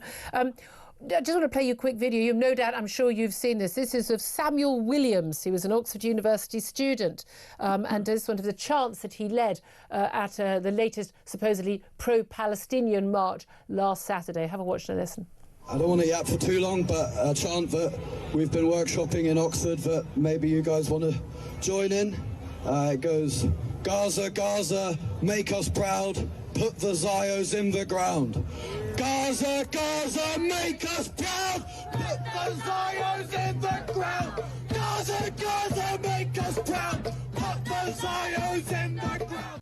I mean, fairly typical of the sort of rather sad, pathetic, inadequate sort of incel, hate mongers that we've seen in our streets. I'm sure you'll be pleased to know that in the last hour or so we learnt that not only is Samuel Williams of Balliol College, Oxford University, a PPE student, supposedly our brightest and best, is now under police investigation. He's also now been suspended by the University of Oxford, who condemn what he had to say pending that police investigation. Is this at least the start, do you think, Melanie Phillips, of perhaps us basically taking on the blatant, outrageous hatred and death threats on our streets from these supposedly virtue-signalling good people? Forgive my note of weariness. I do hope so, but I suspect not. I mean, this guy's suspension and investigation by the police is obviously very welcome. It comes after, even by the standards of sluggish people who are slow to respond to this kind of thing, it produced absolute outrage. The boy was calling for the murder of countless Jews. Now, that should have been dealt with immediately. The police should have been there immediately this was shown and arrested him for incitement to murder. And Oxford should have dismissed him, not just suspended him, thrown him out. Now, that's him, and that's a particularly extreme example. But unfortunately, although it's extreme, it's part of a trend in which we have seen, in the demonstrations on the streets of Britain for the past 2 years, people calling for the extermination of Israel and the death of Jews. Now, the death of Jews has been often dressed up in Arabic chants, but everybody by now should know what they mean. And the police have done absolutely nothing. Yep. And behind all that, behind, the British state standing back and saying it's free speech to incite the murder of Jews and the destruction of Israel, which are both crimes under English law. In addition to that, you have a situation in which this is against the backdrop of an entire, quote, human rights, close quote, humanitarian establishment, which has effectively turned mass murder into an issue of conscience. Yeah. This is the most terrible thing, that people are parading around, people of great ignorance, obviously, of the Middle East, great ignorance of Jews. Some of them may be, innately prejudiced against Jews, but many of them are simply ignorant, and they're going along with a sort of fashionable crowd. Yeah. But the humanitarian establishment, which people look to as the kind of arbiters of truth and justice and conscience, they have basically been painting the Israelis as not just wrong, not just behaving badly, but as evil, as demonic, people who deliberately cause the killing and starvation of babies, of children, of civilians. All of this is a lie, but put that to one side, the fact that it is a lie, it has incited people into the belief that the Israelis are fundamentally the most evil people in the world. Yep. Now, if you have that situation, it's not surprising that people are going to say, well, what do you do with people who are effectively Nazis? Well, that's what the Israeli Jews are being called. Yep. People who are evil, people who are demonic. You have to get rid of them. And so you have this innately, potentially murderous discourse, which has been framed as conscience and compassion and human rights. And these are the good people. And then when you have, a prime minister who allows his MPs, even some of his own ministers, to talk about, again, fake stories, fake claims about genocide and the like. And then you have 2 men murdered at a synagogue for being Jewish. This is it. Melanie, I'm final brief word, but I'm going to have to go to a break. This is the most disgusting thing about Keir Starmer. Not only is he among the many disgusting things about Keir Starmer, this mythical state of Palestine, whose existence and hypothetical existence is only to destroy Israel, he has done nothing to say that the incitement against Jews and Israel is based on a lie, and consequently, he is complicit in this near pogrom atmosphere in Britain. I absolutely agree. Melanie Phillips, columnist for The Times, author of The Builder's Stone, How Jews and Christians Built the West and Why Only They Can Save It. I'll get Claire Pearsall's reaction to that. I'd love to hear your thoughts, what she had to say. Get in touch. Any of the big topics we're talking about, 0344 499 1000. Don't forget, up soon, we will be getting to PMQ, see those first clashes of the new term between the Prime Minister and Kemi Badenoch. This is Talk.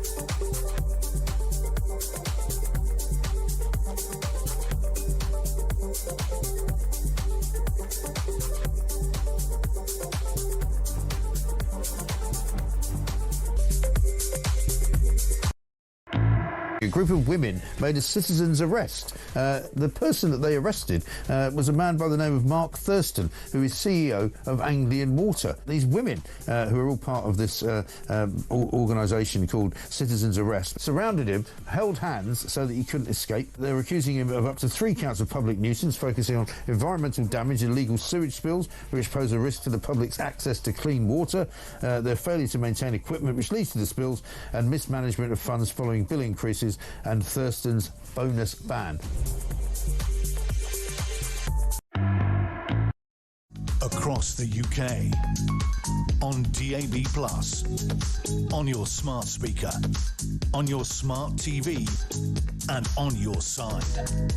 This is Talk.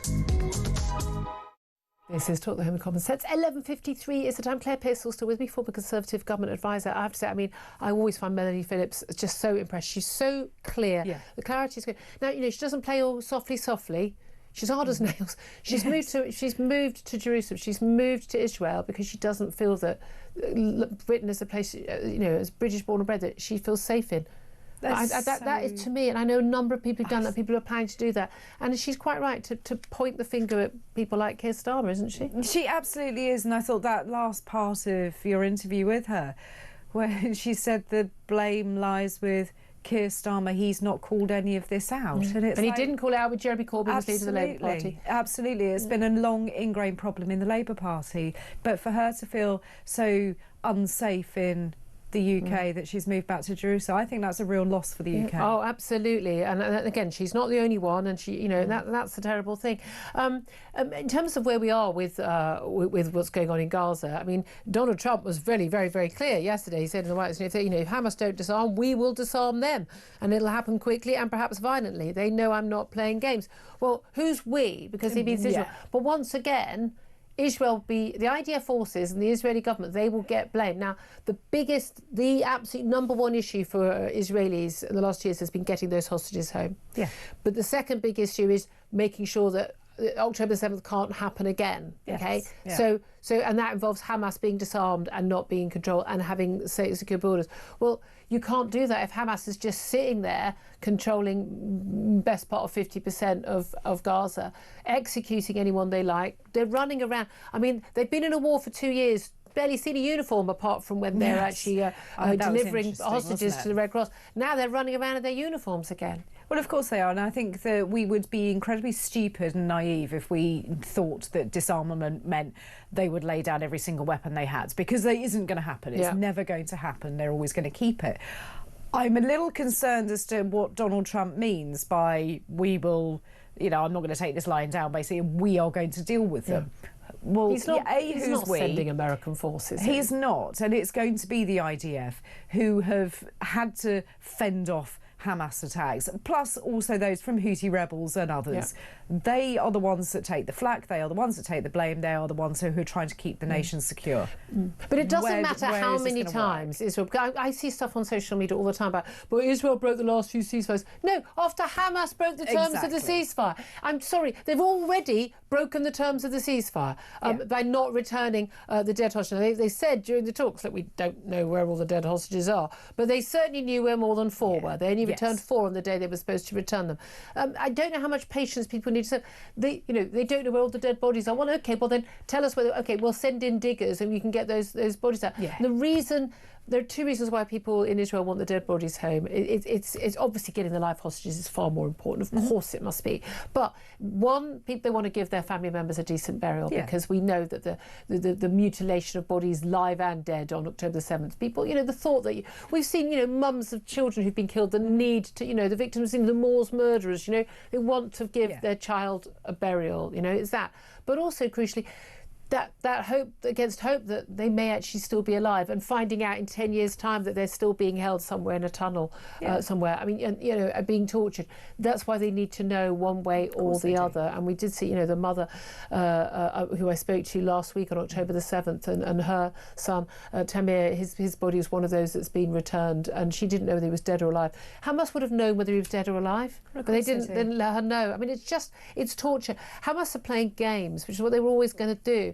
I think I was very, very happy to got the hostages back, but it seems to me, it doesn't matter how badly Hamas act, and it doesn't matter what restraint Israel shows. The people who go genocide, you're a baby killer supporter, or all this. Yeah. It doesn't matter what happens, how bad Hamas is or how restrained Israel is. They will always blame Israel. Of course they will. And I would like to gather up all of those individuals on the streets calling for Israel to not exist, and they think that Gaza's such a great place. Right, you go over there. You go and keep the peace. You go and deal with you go and keep the peace. You man the borders. Let's see how that goes, because those kefirs wouldn't last 2 seconds. Yeah, and if you even remotely care about civilians in Gaza, look, okay, let's face it, 20 years ago they elected the Hamas, but, the vast majority of people in Gaza actually are too young to have been able to elect. They've got a huge, again, for people who've been genocided, amazingly high birth rate. But would they still support Hamas? Likely they would. That's the worrying thing. They don't have an alternative either, so they're seeing that as their only hope. Yeah, but it is also we wouldn't have allowed Adolf Hitler and the Nazis to stay in power in Germany after they were a threat to they took over Europe, were a threat to Britain, and then we were able to defeat them. We wouldn't have gone, well, okay, we'll just leave you in power. Why would Israel allow that? The peace terms, it has to be the full 20-point plan or nothing at all. Otherwise, Israel have the right to go back in. I do not understand anyone who questions that, because, my God, I'd rather be protected by the IDF right now than the British Army, and certainly under the leadership of Keir Starmer right now. Loads more to come. PMQs up next. First one of a new term. What will Kemi Badenoch ask Keir Starmer about? That's up next. This is Talk.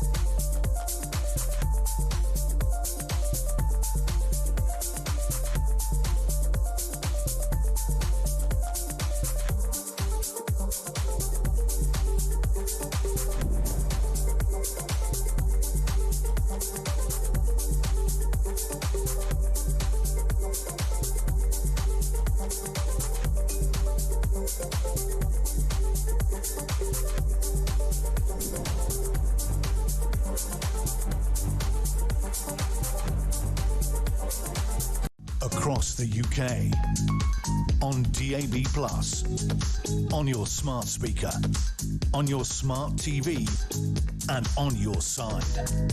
This is Talk.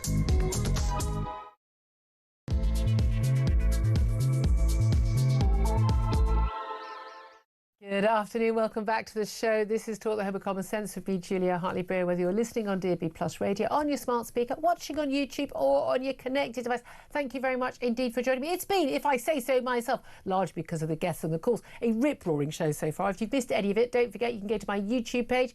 How could you find it? It's very difficult to find. We've called it the Julia Hartley-Brewer Show, and you can hit subscribe. You never have to miss a thing. PMQs is just starting. The first one back after recess, and in just a moment, as soon as we get the first question from Kemi Badenoch, the Tory leader. We will go to those first clashes between the Tory leader and Keir Starmer. Joining me in the studio for reaction is Claire Pissell-Still, former Conservative government advisor, and also Peter Cardwell, talk presenter and political commentator. Hi, Good Julia. afternoon to you. Great Hello to have there. you in the studio. I've missed you.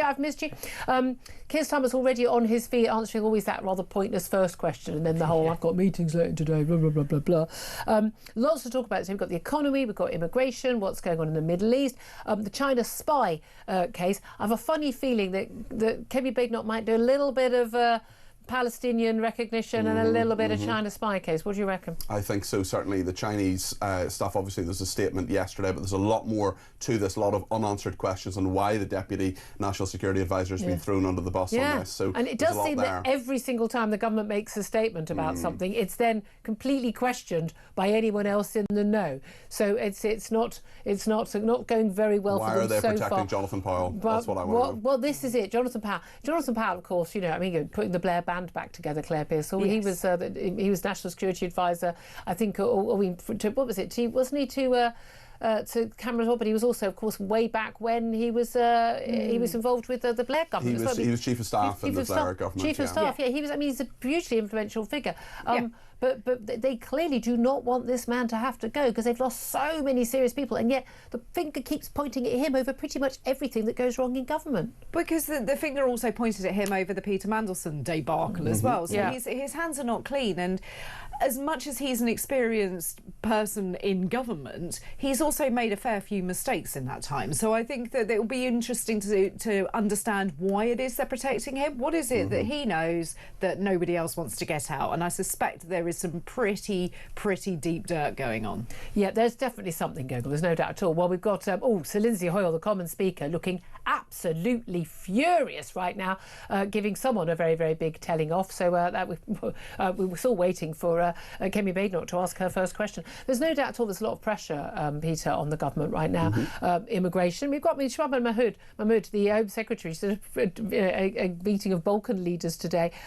Basically, it's admitting that we've lost control of our borders. We've got Rachel Reeves, the Chancellor, sort of skulking over to Washington to the IMF summit after we've got some terrible figures on the economy. They're trying to talk them up, but basically you combine the two things: immigration, huge number of people, a couple of million more people arriving in the country of low-skilled migrants, and our growth figures on GDP. Oh, what a surprise! We've got the lowest growth per head of the population in the G7, the richest countries.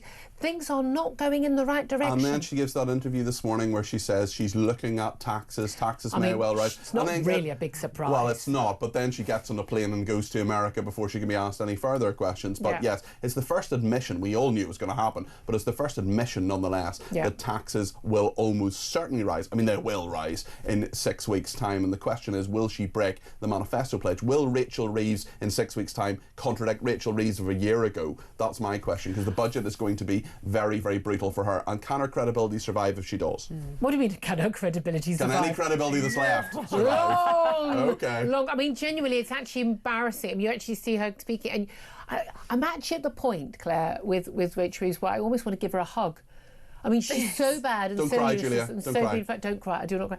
She's so out of her depth. I mean, again, you should at that point leave your job, but then hey, David Lammy's still in a job, so there we are. By the way, we should have perhaps, can we go live to the House of Commons, please? Can we just pretty much go to the House of Commons right now, please? Because the Prime Minister Keir Starmer has accused the Conservative Party of baseless accusations surrounding the government's handling of the China spy case, telling the House of Commons, "I'm deeply disappointed by the outcome. We wanted to see prosecutions." He says, "I know just how seriously, rightly you take these matters. National security will always be the first priority of this government. We will always defend against espionage. In recent weeks, there have been baseless accusations put about by the party opposite." Let's go live to what he's got to say. I shall have further such meetings later today. Thank you, Mr. Speaker. Last week I visited Rayner, a world-leading provider of cataract solutions based in Worthing. Right, we've managed to miss that bit of the statement. We've now got the utterly pointless first question. We will leave it for now. Look, that's quite interesting, isn't it?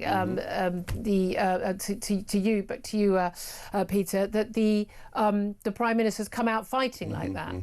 Yes, it is, and certainly in regard to what he is saying, he is being unapologetic in his words. It's interesting as well. Lindsay Hoyle has been very annoyed about this, the fact that this case was dropped. He says that parliamentary... Because, crucially, it was about alleged spying in the Houses of Parliament. By researchers, and there are all sorts of allegations they may have had apps on their phones that had them communicating with the Chinese. There's all sorts of problems that have annoyed an awful lot of people. From Keir Starmer's perspective, clearly the full picture is not out there. Not out there. His argument would be that it can never be, but also the Crown Prosecution Service, two former heads of the Civil Service, very annoyed. OK, let's go straight back to the House of Commons. Kemi Badenoch's first question. Thank you for marking 4 years since the terrible murder of Sir David Amess.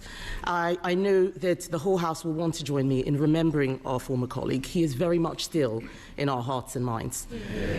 The way he died reminds us that the security of members and this Parliament is paramount. So it concerns us all that the case against two people spying on members of this House has collapsed. It is simply unbelievable. Exactly as I expected, the Prime Minister had to be dragged out at the top of PMQs to give a statement that answers no questions. I don't know what they're laughing. I don't know what they're laughing at. We are talking about the security of this Parliament. He had to be dragged out to repeat only more obfuscation. It is simply unbelievable. It is simply unbelievable that he is trying to say the last government did not classify China as a threat. So I will refresh his memory. In 2021, the previous government's integrated review described China as the biggest state-based threat to the UK's economic security. In 2024, the Minister for Security said from that dispatch box that China poses a threat. But let's leave aside the government. In 2022, the Director General of MI5 in November classified China as a threat in his remarks. How is it possible that the government failed to provide the evidence that the CPS needed to prosecute? The substantive evidence was provided in 2023 by the previous government. That is when the witness statement was submitted. I am going to disclose it. They will all be able to read it. The substantive evidence was written and disclosed and submitted in 2023 under the last government. I noticed she didn't indicate whether ministers were involved in that at the time. Mr. Speaker, she questions what's in the review, the refreshed review in 2021 and 2023. Let me be clear. The then Foreign Secretary, sitting, I think, over here, the Honourable Member for Braintree, 1 month after the arrest, so absolutely the relevant time, gave a speech at Mansion House. It was called Our Position on China, setting out the government's policy.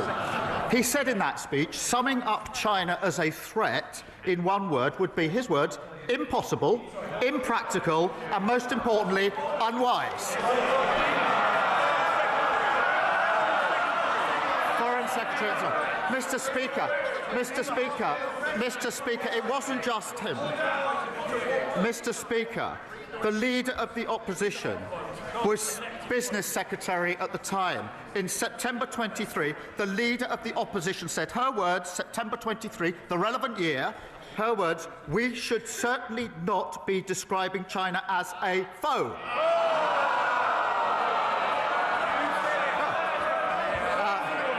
It's worth looking up the word foe in the dictionary, Mr. Speaker. She went, Mr. Speaker, it doesn't end there, Mr. Speaker. In September 2024, the leader of the opposition said this, I quote, I have shied away from calling China a threat.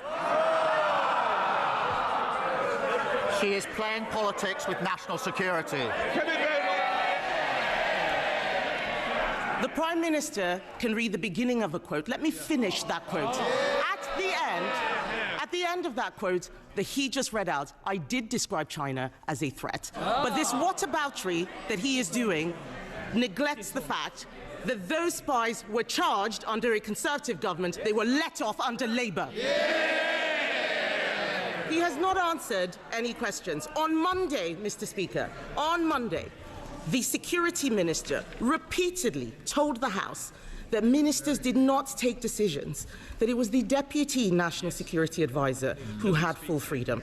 Is the government seriously saying that only one man, the Deputy National Security Advisor, had anything to do with this failure? Is he seriously saying that the Deputy did not discuss with the National Security Advisor, did not discuss with the Home Secretary or with anyone in Downing Street? Is the Prime Minister seriously saying that? Yes. Mr. Speaker, let me explain why. Firstly, the case was charged under the last government according to the evidence submitted under the last government, which set out their policy decision. What was an issue in the trial is not the position of the current government, the position of the last government. And they carefully avoided describing China as an enemy because that was their policy at the time. Mr. Speaker, so far as the position under this government is concerned, no minister or special advisor was involved, and I will double-check this because I've had it. I will double-check this. So, Mr. Speaker, this is important. After the charging decision, the prosecution were very careful about who would then see the witness evidence. I will double-check, Mr. Speaker, exactly what instruction was taken. But my I can be absolutely clear, no minister was involved, no special advisor was involved in this, and I'm assured as I can be that the prosecution was saying that it would be the witnesses only that were involved in short updates to the evidence that was submitted under the last government. That's not good. Mr. Speaker, the end of the answer was different from the beginning of the answer. What on earth is the point of us having a lawyer rather than a leader as the Prime Minister if he can't even get the law right on a matter of national security? He keeps going to the CPS. The CPS have said that they are satisfied that they were right to charge in August 2024. The Sunday Times reported that Jonathan Powell, the Prime Minister's national security advisor, convened a secret meeting to discuss the security consequences of the China spy trial. Did the meeting happen, or is the Sunday Times making it up? Mr. Speaker, she's clearly not a lawyer or a leader. Mr. Speaker.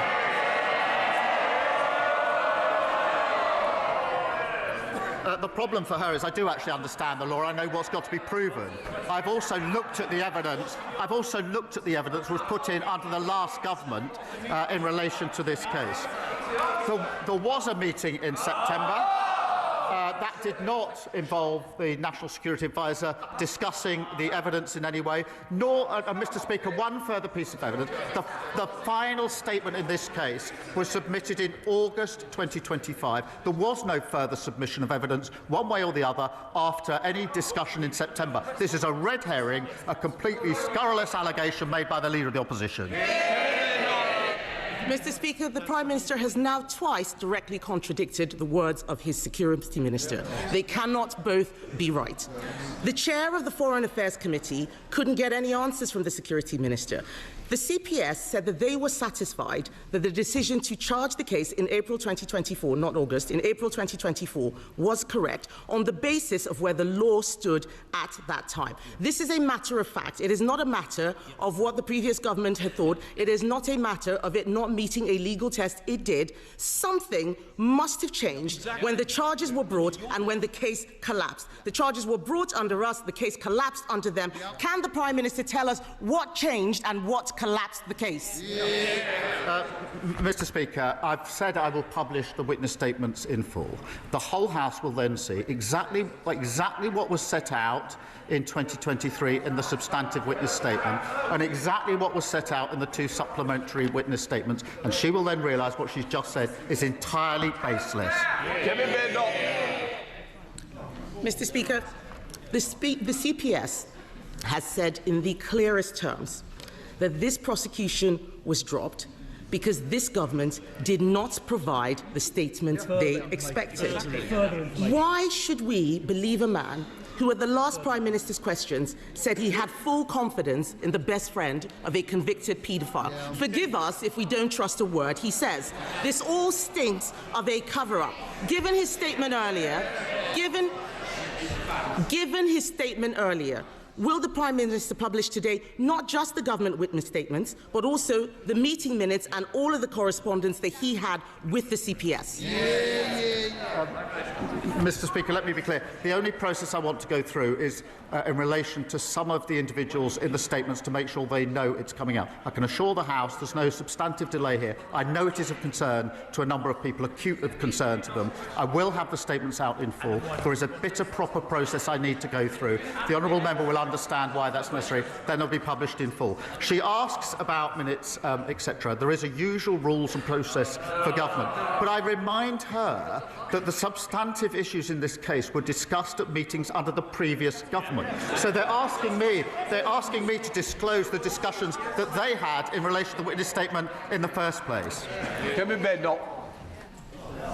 Mr. Speaker, you deserve better, and this House deserves better than the evasive answers that we have had from the Prime Minister. Even the former Cabinet Secretary, Lord Butler, has accused the government of being economical with the truth on this issue.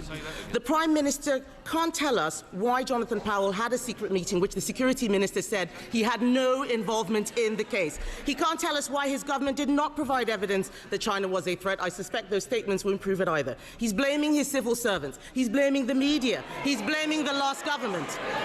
He cannot explain why he could not see this case through. He should have seen this case through. And let me be clear, Mr. Speaker, about what has happened. A serious case involving national security has collapsed because this government is too weak to stand up to China. And if the Prime Minister cannot protect the members of this House, what does that say about his ability to protect this country?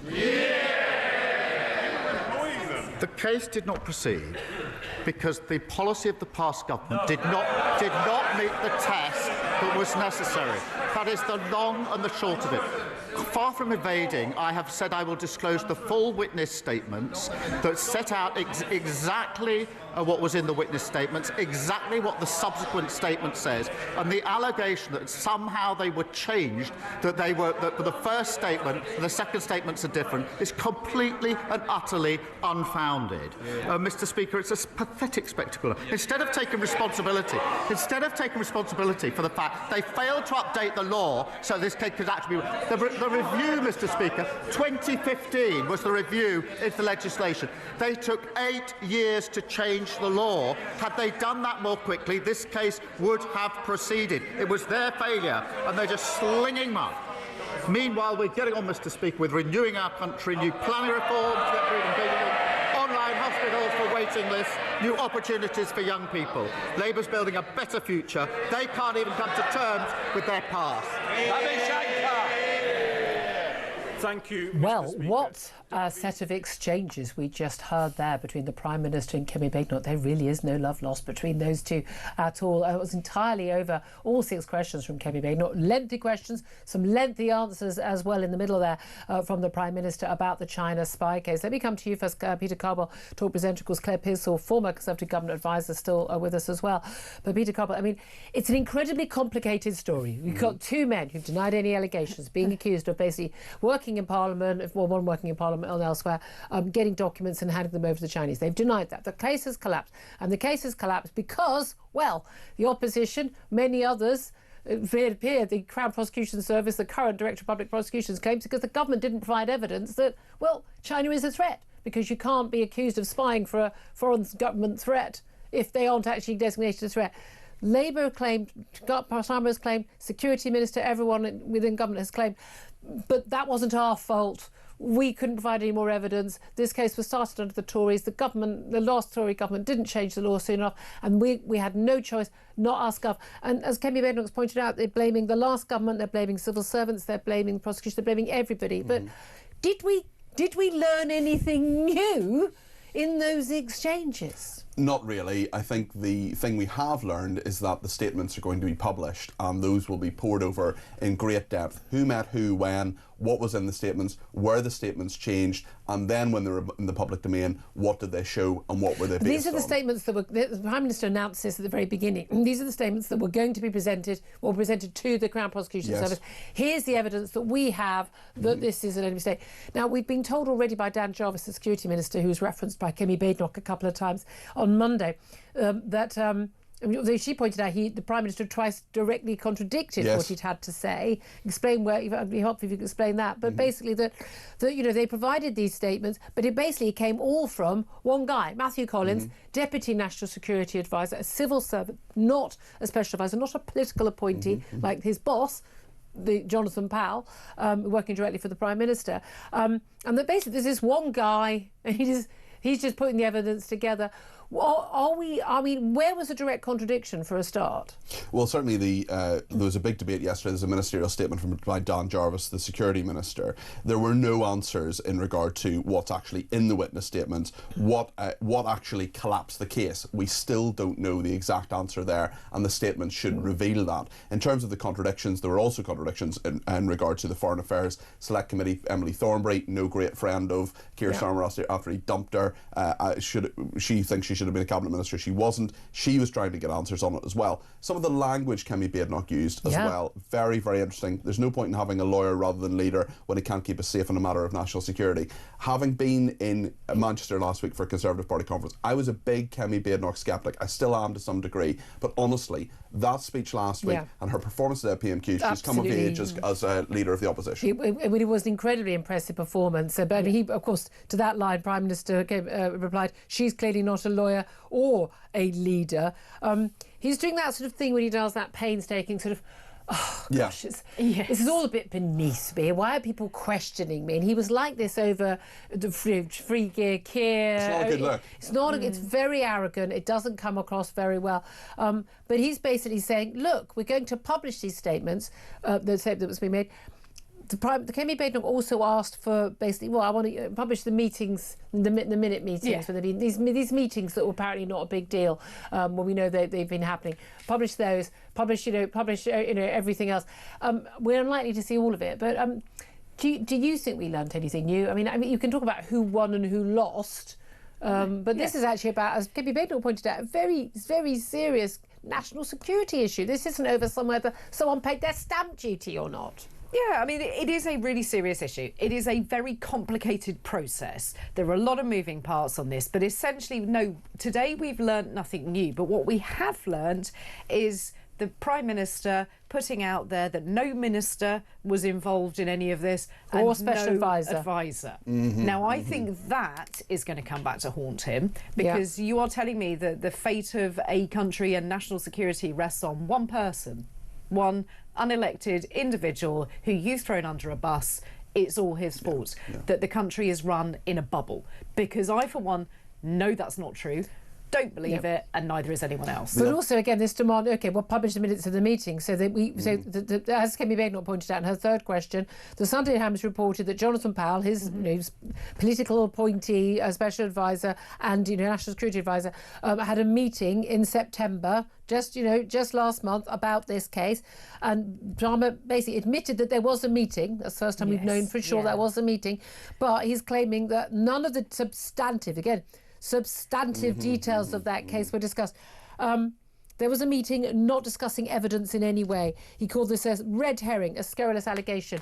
Are we seriously expected to believe that the Prime Minister's National Security Advisor held a meeting in which this Chinese spy case that was discussed and did not in any way discuss the evidence? I mean, it wouldn't have been inappropriate to discuss the evidence because that's literally his job, but for some reason it wasn't discussed.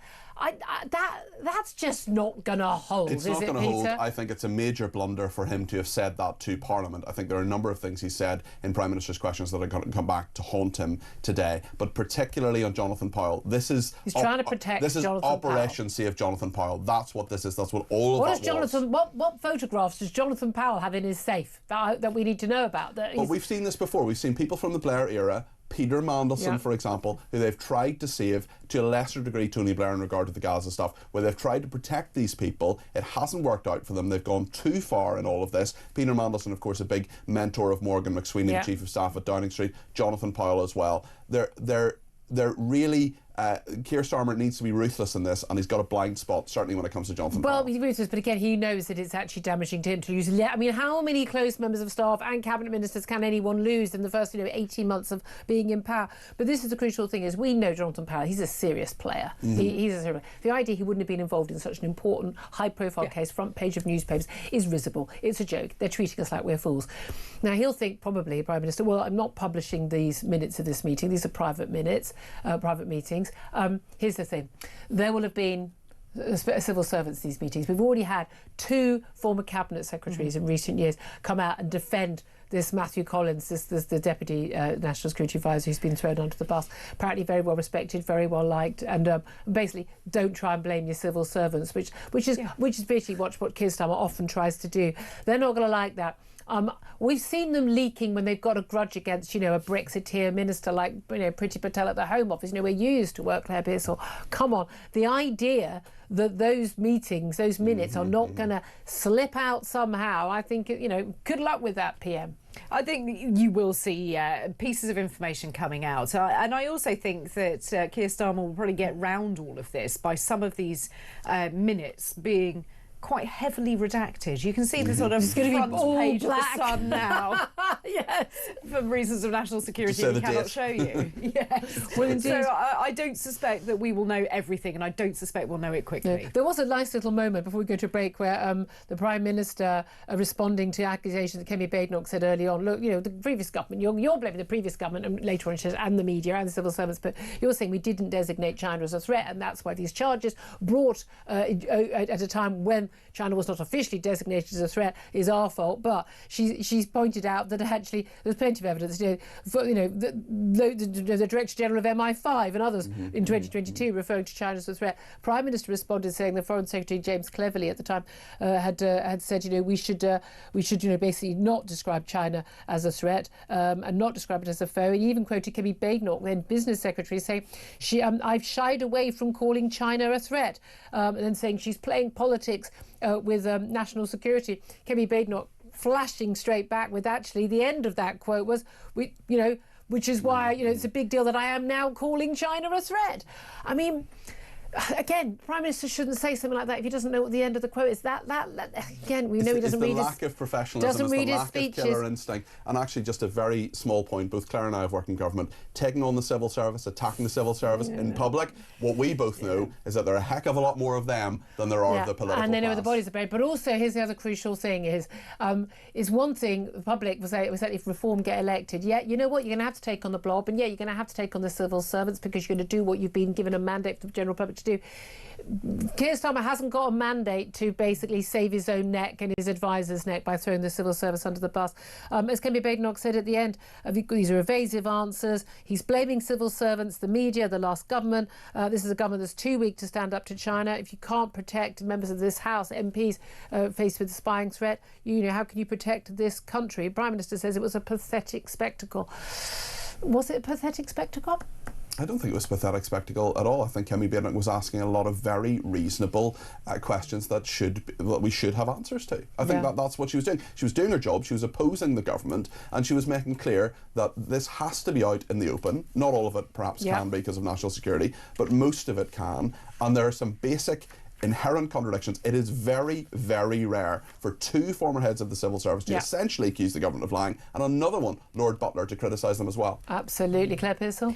Yeah, and I think it's a sure sign that the Prime Minister is rattled when he gets that really sanctimonious tone to his voice. Oh, always. The clipped speech. And again, I can't believe I have to lower myself to answer these impertinent questions. I'm explaining to toddlers kind of attitude that he has, and you know that he is going to be in trouble for this. That's basically his... if he was playing poker, that's his tell. It's always his tell, isn't it? 12:31 is time. Your reaction to that, I'd love to hear from you. We're going to get your calls up, then we're going to be talking to Danny Shaw about where we are with huge numbers of police officers being sacked for, among other things, child sex porn, for goodness sake. We're also going to be talking to the director of Net Zero Watch about, the latest net zero nonsense. This is Talk.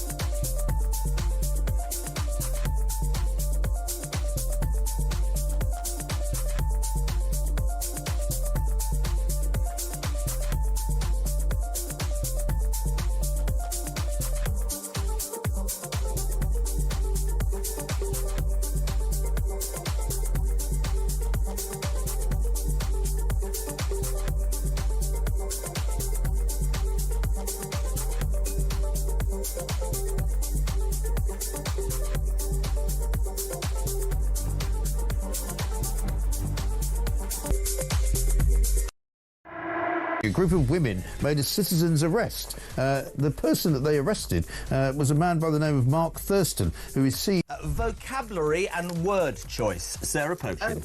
Okay. She is very good, blank, playing the piano.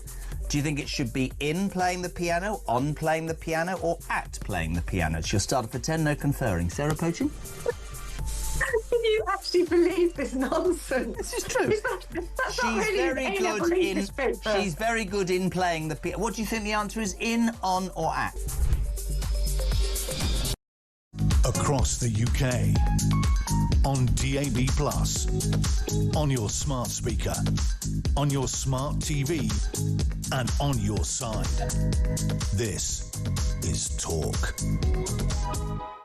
This is Talk, the Home of Common Sense. 12:35 is the time. Let's squeeze in a couple of calls. We were rather late with our conversation about a rather detailed PMQs there with Claire Pearsall and Peter Carboy. Let's go straight to the phone line. So 0344 499 1000 is the number to call. Graham is in Kent. Graham, good afternoon to you. What do you want to say? Good afternoon, Julia. Yeah, two very quick points. I get very frustrated when people try to separate. Is it the economy?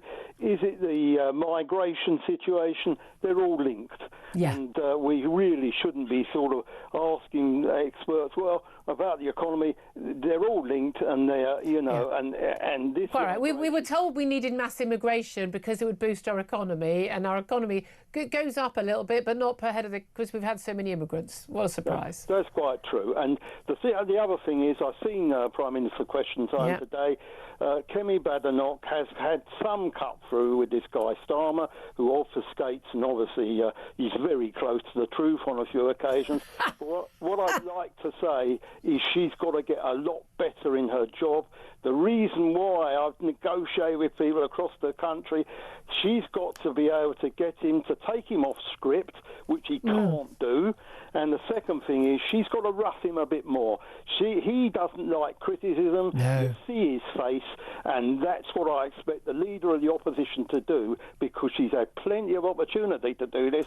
We were talking about Mandelson, we were talking about Morgan McSweeney. They seem to have disappeared now. I want this guy to be held to responsibility for running this great country. Absolutely. Here to that. You've got to put him on... He's got to put him on the back foot, because he really is bad at thinking on his feet, isn't he? Thank you so much for that call, Graham. Grace is in London. Grace, you wanted to talk about these pro-Palestinian marches, didn't you? What do you want to say? Yeah, well, I'm grateful to you for having, on occasion, mentioned Sudan, and I really do wish that the people who are keen on marching to protest would consider raising awareness of crises like that. And I'd be honest with you, I've barely covered it, because it's barely been in the news, even though far more people have died and are dying and will continue to die. Yeah. And there are things that could be done to help, but they're not protesting for that. People aren't protesting for that. They're only protesting about a particular situation. And I'm not denying that what people in Gaza are going through is horrific, but it seems odd to me that only one place gets attention. And I think it's probably partly about anti-Semitism, of course, but I think it's not just that. I think that as human beings, to some extent, we have this kind of inbuilt instinct to want to be part of a group, a movement, a cause.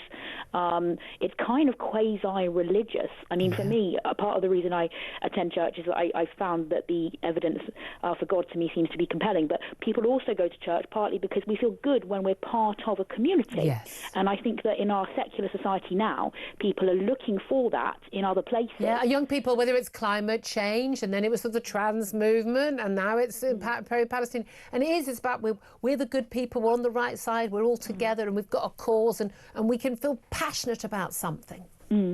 Yeah, I mean, that's obviously not necessarily wrong, because it could be very good to stand up for important causes. But if one is not necessarily considering all of the outworkings of what one is asking for, or if one is more concerned about one's own emotions and groupthink than about the cause itself, then the facts. It might not be efficacious. Yeah, and also you can really advocate for something without necessarily hating and wanting death to the people who disagree with you. It's an old-fashioned idea, but we used to manage to do it. Grace, fabulous call. Thank you so much. I'm going to race to another quick break because I want to get to Danny Shaw to talk about, well, some of those migration stories we've been talking about, but also why we have seen 730 police officers sacked in the last year. That's up next. This is Talk.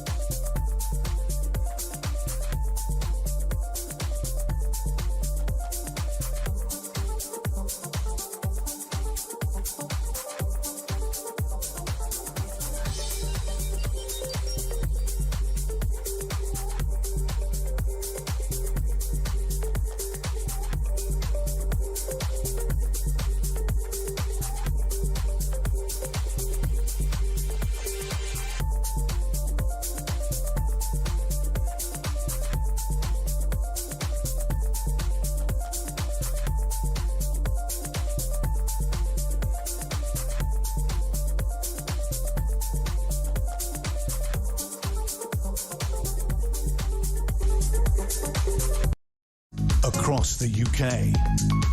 On DAB+, on your smart speaker, on your smart TV, and on your side. This is Talk.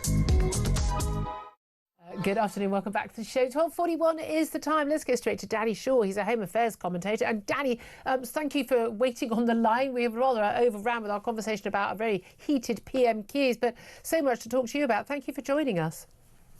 Good to be there, Julia. Hi. Well, Shabana Mahmood, the Home Secretary, was actually next to the Prime Minister today, but she's been speaking at a conference about with Balkan leaders about, well, basically security and why basically we don't have secure borders, but how the answer to that is working together internationally rather than turning inwards. But it's quite interesting to have her admit, basically, you know, our borders are not secure.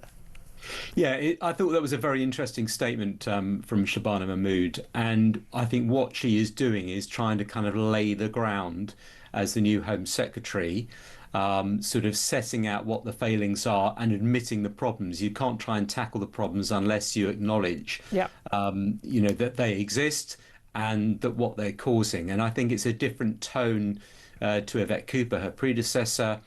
And it's why I think Shabana Mahmood, you know, may have some credibility in that role, because she's not, you know, turning away from the problems.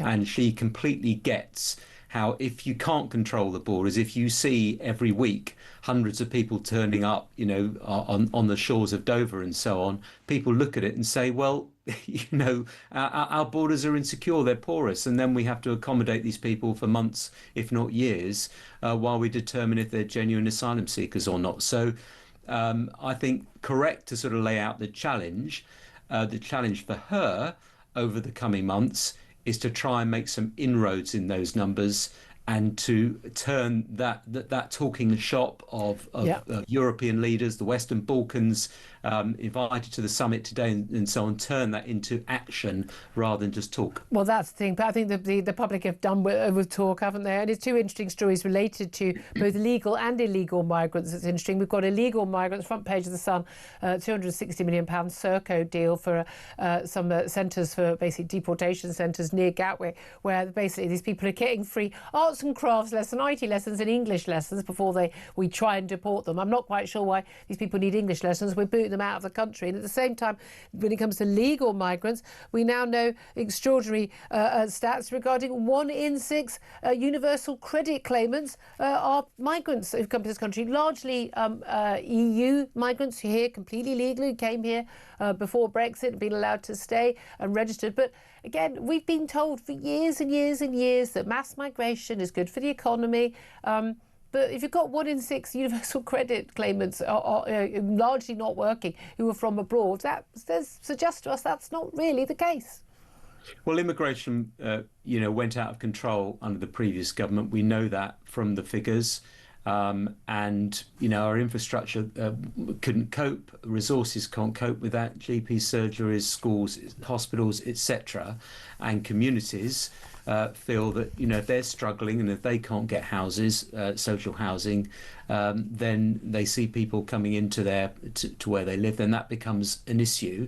And, you know, a lot of migrants who came here will be working, but of course, it's natural. After some period of time, some people will lose their jobs, some people will need to get credit and so on from the government benefits, etc. I mean, it's a function of high levels of immigration, Julia. That's what the figures are showing. They're just another illustration of that immigration is too high and was unsustainable. Indeed. And the legal migration numbers will come down because of some measures that have been taken, and also the government's raising the English language requirement so that people... It's A-level standard instead of GCSE, as it's previously. I have to say, given that half of Brits can't manage GCSE English standard, we'll see how that goes. Just finally want to ask you about these latest figures from the College of Policing, which the BBC have got. The number of police officers dismissed from police forces across England and Wales has been revealed. It's 735 banned in the year to the end of March. It's up by about a quarter on what it was the year before. 21 struck off for child sex offences. They include dishonesty, discriminatory behaviour, unlawful access or disclosure of information, sexual offences or misconduct. I mean, this is a large number of people, but in the big scale of things? I mean, does this suggest that actually the police are getting their house in order and this is something that we should be welcoming or not? I think the figures are an illustration that the police are cracking down on misconduct in a way that they haven't done previously. That's why the numbers have gone up, 24% increase year on year. I think that's what it shows. I think when you look at it as a proportion of the number of police officers across England and Wales, which is around 140, 145,000, it's a small proportion of that, thankfully. But clearly it is still a worry that you've got that many officers who are, committing offences or being found guilty of misconduct. But it's the reality, isn't it, Julia? You're not going to get 145,000 police officers and they're all going to be whiter than white. No. But I think the fact that, tougher action is being taken and there is now a barred list. If you go back 10, 15 years, there wasn't even a barred list where you could actually say to someone who'd been sacked by the police, you can't return and work for another force. So that is an improvement from where we are. But the figures don't necessarily reflect, I think, the fact that more police officers are committing misconduct and so on. I think it's probably a reflection that our standards are getting tighter, which is a good thing. Which is absolutely good. I think Danny Shaw, Home Affairs commentator, thank you very much indeed for that. Claire Pearson used to work in the Home Office. What do you make of these latest figures?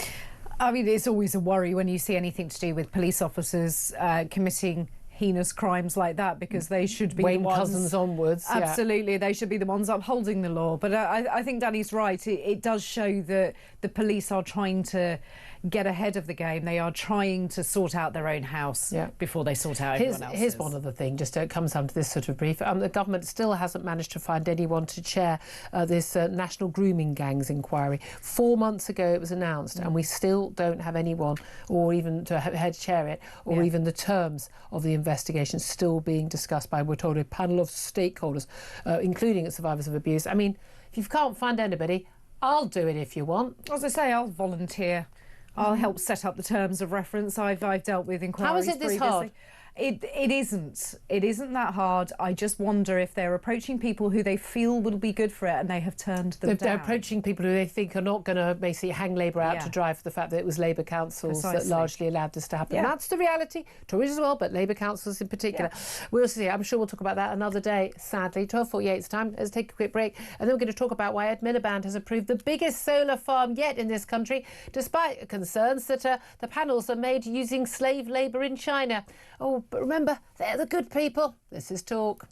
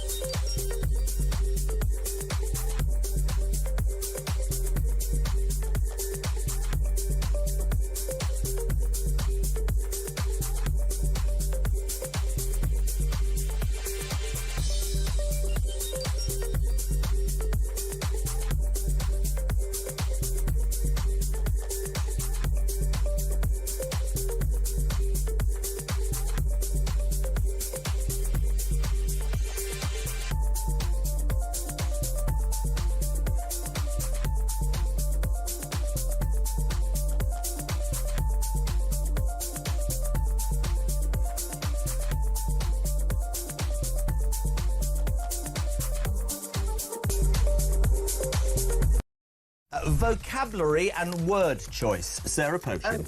Okay. She is very good, blank, playing the piano. Do you think it should be in playing the piano, on playing the piano, or at playing the piano? She'll start for 10, no conferring. Sarah Potion? Can you actually believe this nonsense? This is true. She's very good in playing the piano. What do you think the answer is, in, on, or at? It's unbelievable, Mark, how there's nobody, trust me, in your party that thought this was going to... across the UK, on DAB+, on your smart speaker, on your smart TV, and on your side. This is Talk. Good afternoon to you. I'm Julia Hartley-Brewer. Claire Pistol's still with me, just the last few minutes of the show. Let's talk about the small matter of the mad net zero policies, partly to blame for the fact that our economy is in the doldrums that it's in. But the latest news, Ed Miliband has approved the biggest solar farm yet, the size of 1,700 football pitches, despite concerns that have been ongoing for many years about solar panels, pretty much all made in China, that they may well be made using Chinese slave labour. Well, let's talk about this with Andrew Montfort, who's director of Net Zero Watch. Very good afternoon to you, Andrew. Hello, Julia. Hello, thanks for joining us. I mean, I drove past a bunch of these solar farms the other day, and they sort of make me sort of my heart sort of sink because they're so ugly and they're just such a bad use of our land. But one the size of 1,700 football pitches? Isn't it appalling? And of course, it's not just the solar panels; it's all the pylons to get the power to market. There's going to be acres of battery farms as well, and hundreds of square kilometres of wind farms as well. And of course, Ed Miliband is a fanatic, and he doesn't actually care about the British landscape. He doesn't actually care very much that they're made by slave labour either. What he cares about is his faith that what he's doing is correct and that he's got to keep doing it, regardless of how much pain is caused to people here or to people in China. Yeah, and again, I'd like to point out that Ed Miliband and I, the Let's Destroy the Economy with Net Zero Secretary, and I have exactly the same qualifications in this field, which is a PhD degree from Oxford, and I can absolutely sure that I can also add up, and the numbers don't add up. I mean, you're right. I mean, this is like, quasi-religious fanaticism that we see from him. But again, the Prime Minister ultimately is the person responsible because he can say no to this stuff. But this is even ignoring, because they're quite happy to ignore Chinese slavery concerns in the Labour Party because it's just not convenient for them when it comes to this. Even if we did have solar panelled over the entire country, we still wouldn't make a tiny, even iota of difference to the carbon emissions in the world. And this is interesting because we've had a letter today from those delightful folk that you and I love so well, the independent, completely unaccountable, unelected, appointed by the great and the good Climate Change Committee, who basically are the government's top advisors on climate change. You know, actually a lot of them, again, no qualifications, no more than me in any of this stuff. They say that Britain must prepare for at least 2 Celsius degrees of warming, within just the next 25 years, so by 2050, rather than the 1.5 Celsius level most of the world has been trying to stick to under the 2015 Paris Agreement. Have we overshot? I mean, is it all over? Is humankind and the world already going to be destroyed? In which case, can we just give up now? Well, no, the scientific evidence is that there has been very little impact of all the temperature rises we've seen. There's been no increases in floods, no increases in hurricanes, no increases in Sorry, droughts. Is it you saying that, or are there official figures to say No, that is the official from the Intergovernmental Panel on Climate Change, table 12.12 of the Working Group 1 report, if you must know. That's the kind of detail we're looking for. Citation.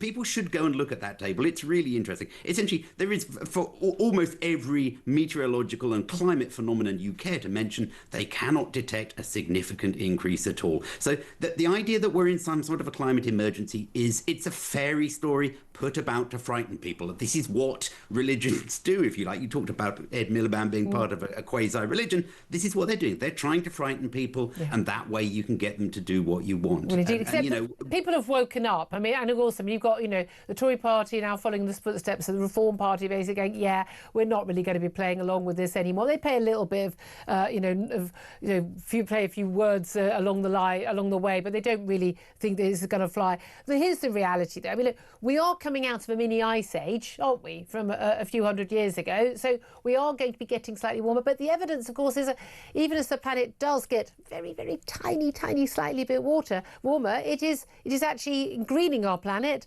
making it easier to grow more agriculture, and is a good thing for human beings and indeed animal and vegetation.